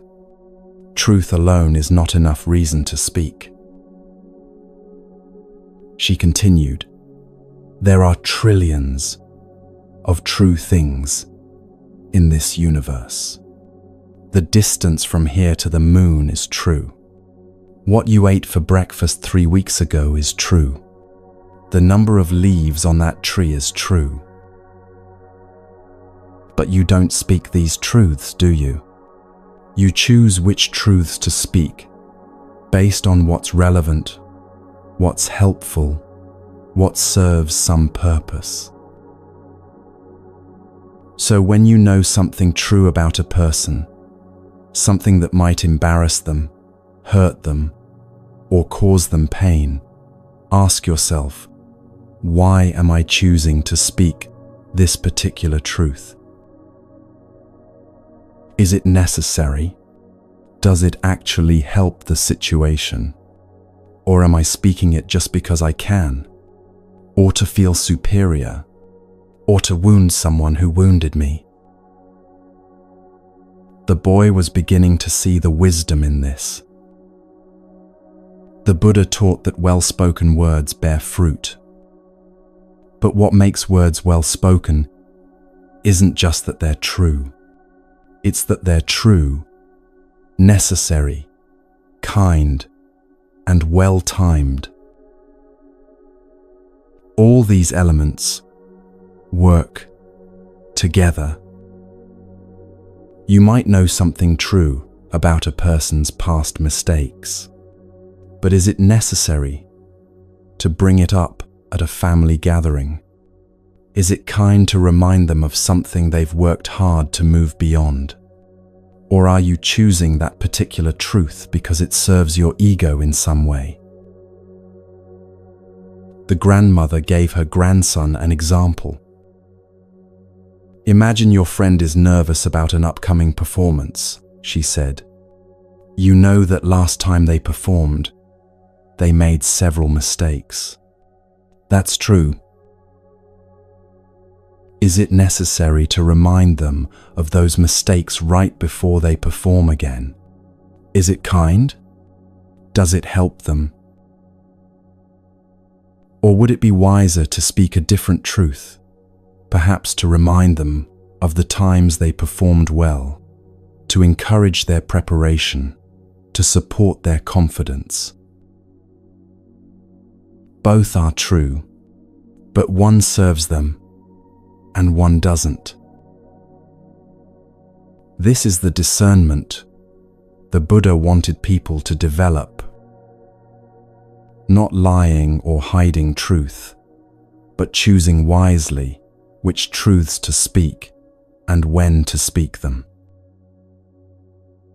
The grandmother continued her lesson. Sometimes all three filters align, she said. Something is necessary, true, and kind to say. When that happens, speak freely. Those words will help. Sometimes only two align. Maybe something is necessary and true, but not kind, like telling someone they have food in their teeth. You still say it, because the minor discomfort serves them. But when something fails all three filters, or even two of them, think very carefully before speaking. You're probably about to cause unnecessary harm. The boy asked, "What about when I'm angry at someone? Sometimes true things come out when I'm angry." "Ah," his grandmother said. "That's when these filters are most important. When you're angry, your mind searches for truths that will wound. It finds the most hurtful true things it can and wants to speak them as weapons. This is when you must pause. Yes, these things might be true, but are they necessary to say right now? Are they kind? Are they being spoken to help or to harm?" Usually, when we're angry, we're choosing truths specifically because they'll hurt. That's using truth as a weapon, not as medicine. The Buddha understood this dynamic deeply. He knew that we often hide behind honesty to justify speech that's really about venting our own emotions or punishing others.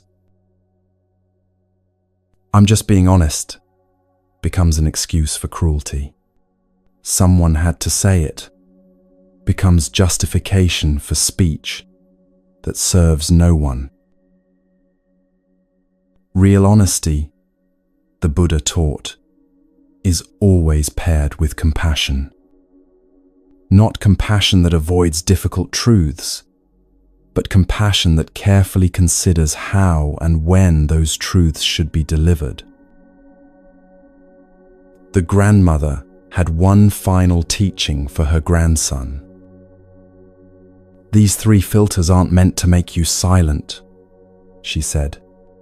"They're meant to make your words more powerful.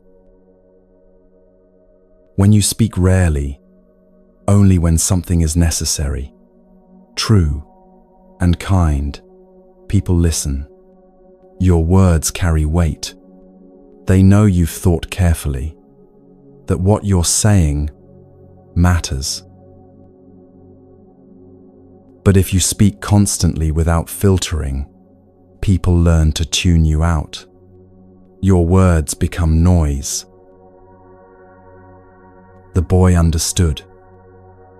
He'd seen this in people he knew, some whose every word mattered because they spoke so deliberately, and others whose endless talking meant nothing because they never filtered anything. The Buddha taught that guarding speech is one of the most important practices. Not guarding it by suppressing or censoring, but by bringing consciousness to it, by asking these simple questions before speaking, by developing the habit of pausing rather than automatically saying everything that comes to mind. The grandmother hugged her grandson. "Remember these 3 questions," she said. "They're simple, but if you use them your whole life, you'll avoid so much unnecessary suffering, yours and others." And he did remember. Years later, when he was grown, he would sometimes catch himself about to say something and hear his grandmother's voice. Is it necessary? Is it true? Is it kind? And often, more often than he would have imagined when he was young, the answer to at least one question was no. So he didn't speak. And in that silence, he honored both his grandmother's wisdom and the Buddha's teaching. That the words we don't say are often just as important as the ones we do.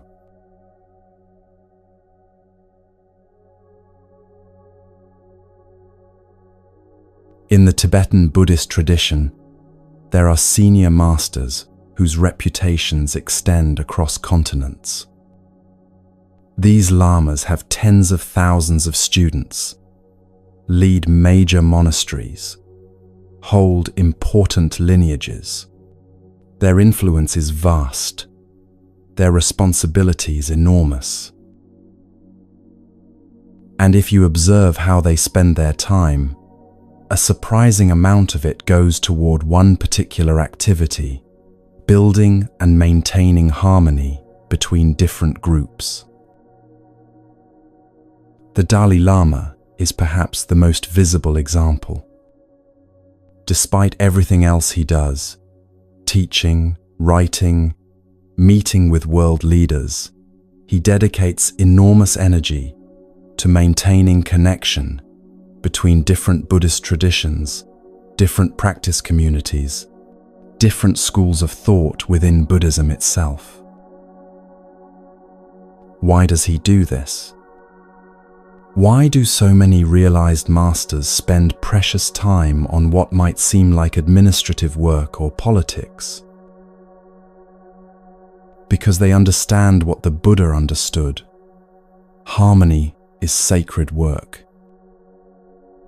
When community fractures, when groups divide, when practitioners turn against each other, something far more valuable than ideas or territory is lost. What's lost is the container itself, the space where transformation can happen, where people can support each other's growth, where the Dharma can be transmitted and practiced together.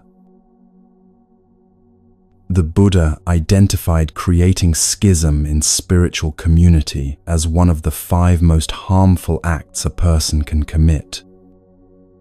This seems strange to some people. How can dividing a community be as serious as killing? But the Buddha saw clearly, when you destroy spiritual community, you destroy the conditions for countless people's awakening. Not just the people currently practicing together, but all the people who would have been helped in the future. All the teachings that would have been shared. All the suffering that would have been alleviated. All the support that would have been offered. One act of division can unravel decades of careful building. So these master lamas work tirelessly to maintain and repair connections. They mediate disputes between groups. They find common ground between different approaches. They build bridges between traditions that have historical tensions. They remind people of shared goals when they're focused on differences. It's not glamorous work. It often happens behind the scenes, but it's essential. Because spiritual communities are fragile things. They're made of human beings with egos, opinions, attachments, and blind spots. They're vulnerable to all the ways humans create conflict, misunderstanding, jealousy, wounded pride, competing ambitions, different visions, hurt feelings. Without conscious effort to maintain harmony, communities naturally drift toward division. Small disagreements become factions. Different perspectives become opposing camps. People who should be allies become adversaries. And once division takes hold, it's much harder to heal than to have prevented. This is why these masters invest so much in prevention. They teach about the importance of harmony. They model how to disagree respectfully. They intervene early when they see tensions developing. They remind people constantly of what matters most, the Dharma, not our opinions about the Dharma. One practice these masters emphasize, speaking well of others, especially those not present. When great lamas talk about other teachers, even teachers from different traditions or schools, they find something to praise, some quality to recognize, some contribution to honor. They don't pretend everyone teaches the same way or agrees on everything, but they highlight what's valuable rather than what's lacking. This creates a culture. When students see their teachers speaking respectfully about other teachers, they learn to do the same. When they hear praise rather than criticism, they internalize that as the norm. And gradually, the whole community becomes less divisive, less critical, more generous in how it views others. The Buddha taught that words shape communities. If the predominant speech in a community is critical, gossipy, judgmental, that community will fragment. If the predominant speech is appreciative, supportive, unifying, that community will cohere and strengthen. This doesn't mean pretending there are no problems or avoiding difficult conversations. The Master Lamas don't ignore issues. They don't sweep conflicts under the rug. They address problems directly when needed. But they do it in ways that build rather than destroy. They look for solutions that honor everyone involved, They speak truth without creating enemies. This is extraordinarily skillful work. It requires wisdom to see situations clearly, compassion to care about everyone's well-being, and tremendous patience to work through conflicts that have no easy answers. Sometimes, despite all efforts, divisions happen anyway. Groups split, communities fracture, people go their separate ways.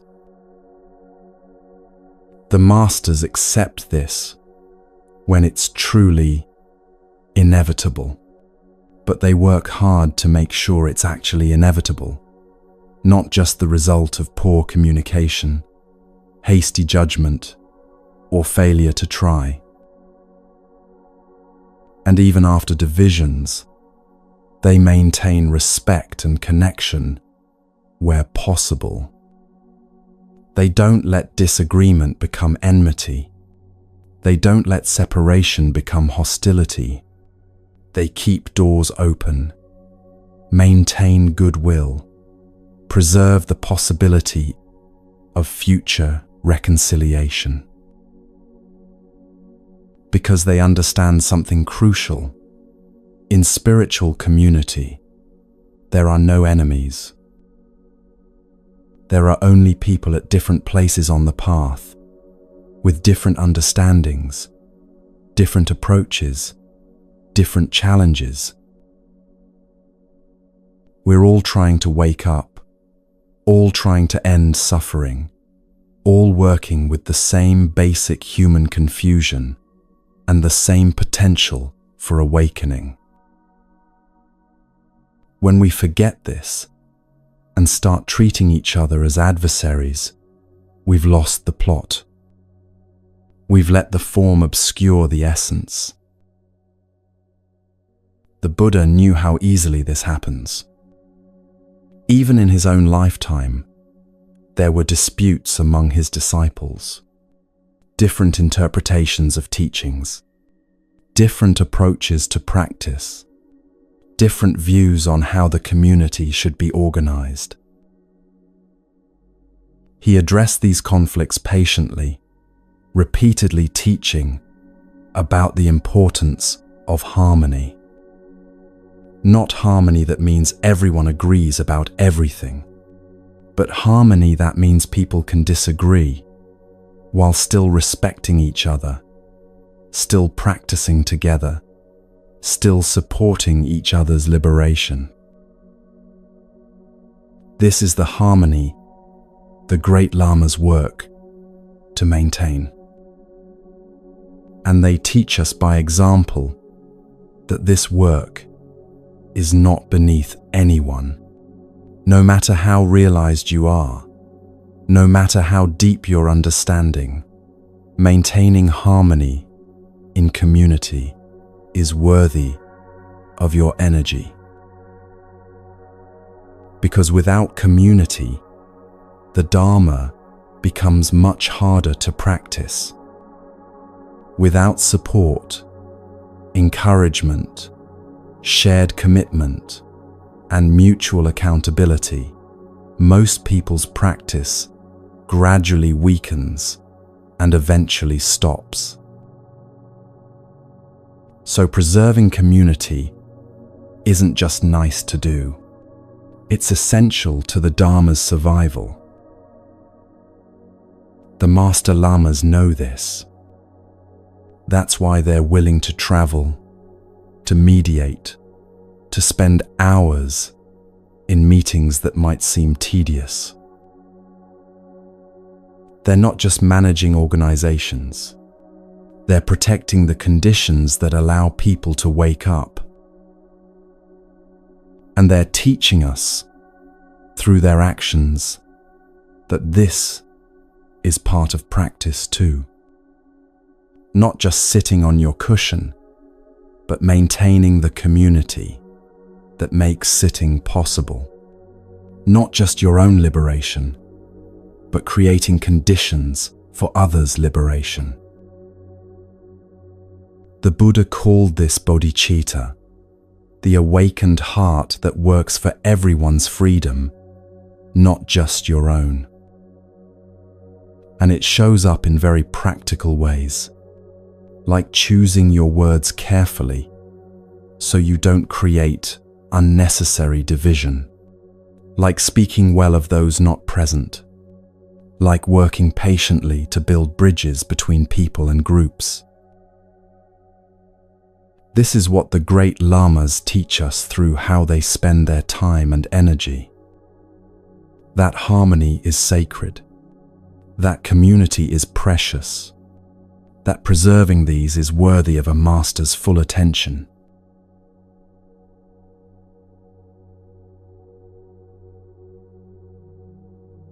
A spiritual teacher once proposed a simple test to his students. If you want to know how you're really doing in your practice, he said, try this experiment. Sit alone in a room.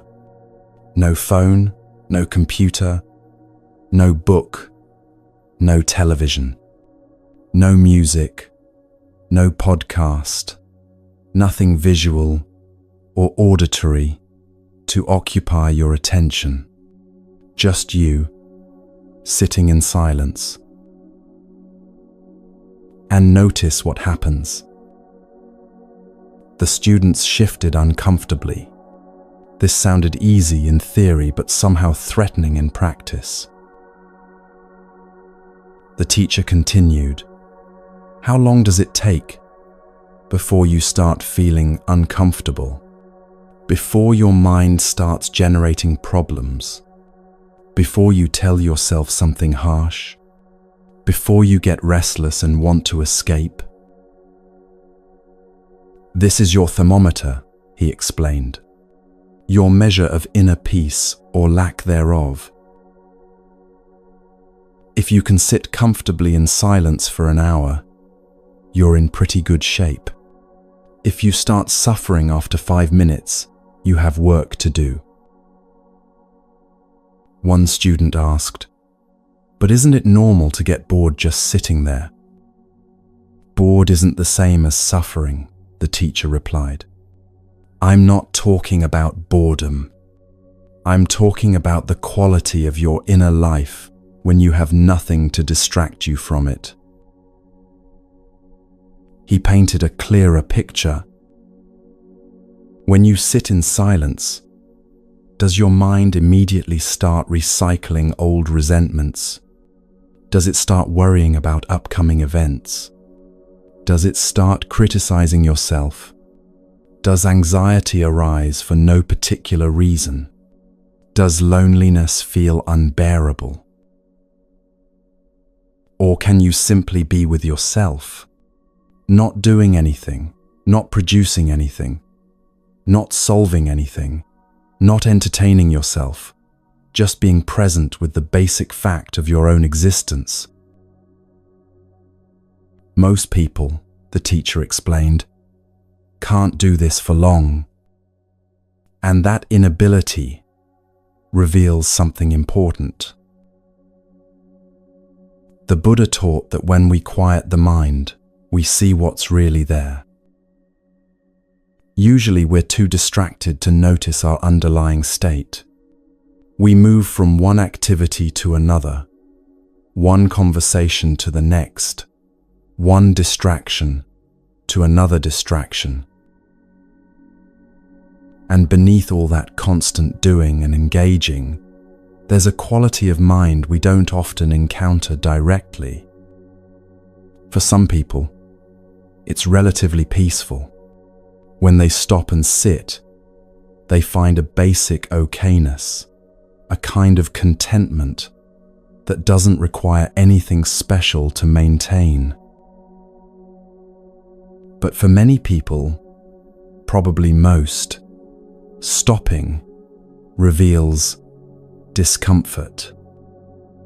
Not because something's wrong in that moment, but because they're finally feeling what's been there all along, usually obscured by constant activity. The teacher explained what happens to most people when they try this experiment. After a few minutes, thoughts start coming, he said. Not gentle, friendly thoughts, but agitated ones. You remember something someone said last week that bothered you. You start rehearsing an argument. You start worrying about something that might happen tomorrow. You start criticizing yourself for not being more productive, more successful, more together. Or you start feeling an emotion that seems to come from nowhere. Anxiety, sadness, restlessness, a kind of low-level panic. And you want out. You want your phone. You want to turn on the TV. You want to do something, anything, to avoid sitting with this inner experience. This is what the teacher meant by using silence as a thermometer. It measures how much we're running from ourselves. Why do we fill every moment with noise? Why do we reach for our phones the instant we have a free moment? Why do we need background music or television even when we're not really watching or listening? Why can't we just sit and wait without immediately pulling out something to occupy our attention? The Buddha would say, because we're avoiding ourselves. There's something in the silence we don't want to meet, some discomfort, some pain, some basic dissatisfaction with existence that we've learned to manage through constant distraction. And as long as we're running, we never have to face it directly. But we also never have a chance to work with it, to understand it, to transform it. The teacher mentioned meditation retreats. When people go on retreat and observe silence for several days, he said, the first 3 days are usually difficult, very difficult. All the agitation that's usually dispersed through talking, through activity, through constant engagement, it has nowhere to go. It just churns inside, creating what feels like a storm. People experience intense emotions, racing thoughts, physical restlessness. They want to quit. They wonder what they've gotten themselves into. But around day 3 or 4, something remarkable happens. The storm starts to settle. The whirlpool that their constant talking and thinking had been creating in their mind begins to calm. And beneath all that agitation, they discover a peace they'd forgotten existed. A deep, still, spacious peace that was always there, just obscured by the tornado of mental and verbal activity. This is what the Buddha called our natural state. Not agitated, not disturbed, not filled with problems, just present, aware, basically okay with what is. But we've covered this natural state with so much noise, external and internal, that we've forgotten it's there. We think the agitation is normal. We think the constant mental chatter is just how minds work. We think we need all this stimulation and distraction to be okay. But the Buddha discovered otherwise. When you actually let the mind settle, when you stop feeding the agitation, when you become comfortable with silence, a different quality of consciousness emerges. Not boring, spacious. Not empty in a deficient way. Full in a way that doesn't require adding anything. The teacher gave his students homework. This week, he said, try the silence experiment. Find 15 minutes when you can sit alone with nothing to distract you. Don't try to meditate or practice anything special. Just sit and notice what happens. Notice how long it takes before discomfort arises. Notice what form the discomfort takes. Notice what stories your mind starts telling, what emotions emerge, what you want to run toward or away from. This will show you very clearly what you're working with in your practice, what patterns are running beneath the surface, what you've been avoiding by staying so busy. And then, he added, you can start working with it intentionally, instead of just running from it unconsciously. The Buddha taught that knowing yourself is the beginning of wisdom. Not the self-concept you've constructed, but your actual lived experience. What's really going on beneath your presentations and distractions. And silence is the mirror that shows this clearly. When you can sit comfortably in silence, it means you're comfortable with yourself, with reality, with existence as it actually is, rather than as you wish it were. This doesn't mean you have no problems or challenges. It means your basic state isn't one of resistance, agitation, or escape. And from that basic ease, everything else becomes workable. Problems can be addressed without panic. Challenges can be met without collapse. Life can unfold without constant crisis. This is the peace the Buddha points us toward. Not the absence of difficulty, but the presence of a mind that can meet difficulty without fragmenting. And it begins with something as simple as sitting alone in silence, learning to be comfortable with your own company, discovering the peace that's been waiting beneath the noise all along.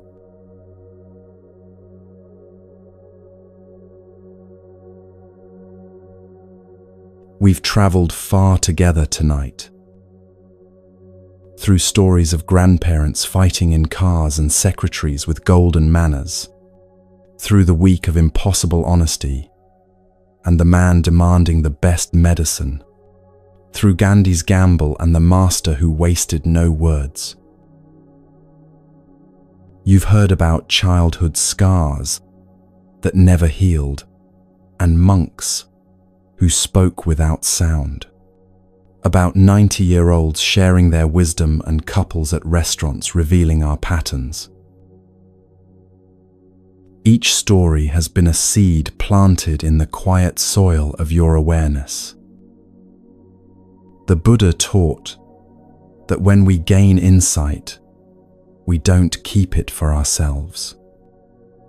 We dedicate whatever understanding has arisen, whatever clarity has emerged, to the benefit of all beings.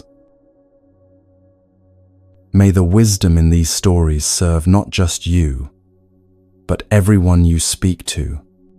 May the awareness you've cultivated here ripple outward through your words, touching lives in ways you may never see. Your growth isn't separate from others' growth. When you speak more consciously, you create space for others to do the same. When you choose healing over harm, you model a different possibility. Take your time returning to whatever comes next. Notice how you feel. Notice if something has shifted, even subtly, in how you hear your own words forming. This week, pay attention to what leaves your mouth. Just notice. That's where transformation begins, in the simple act of awareness. You can return to these teachings anytime. They're here waiting, like a garden you can visit whenever you need, reminding of what matters. Until we meet again, may your words be seeds of peace.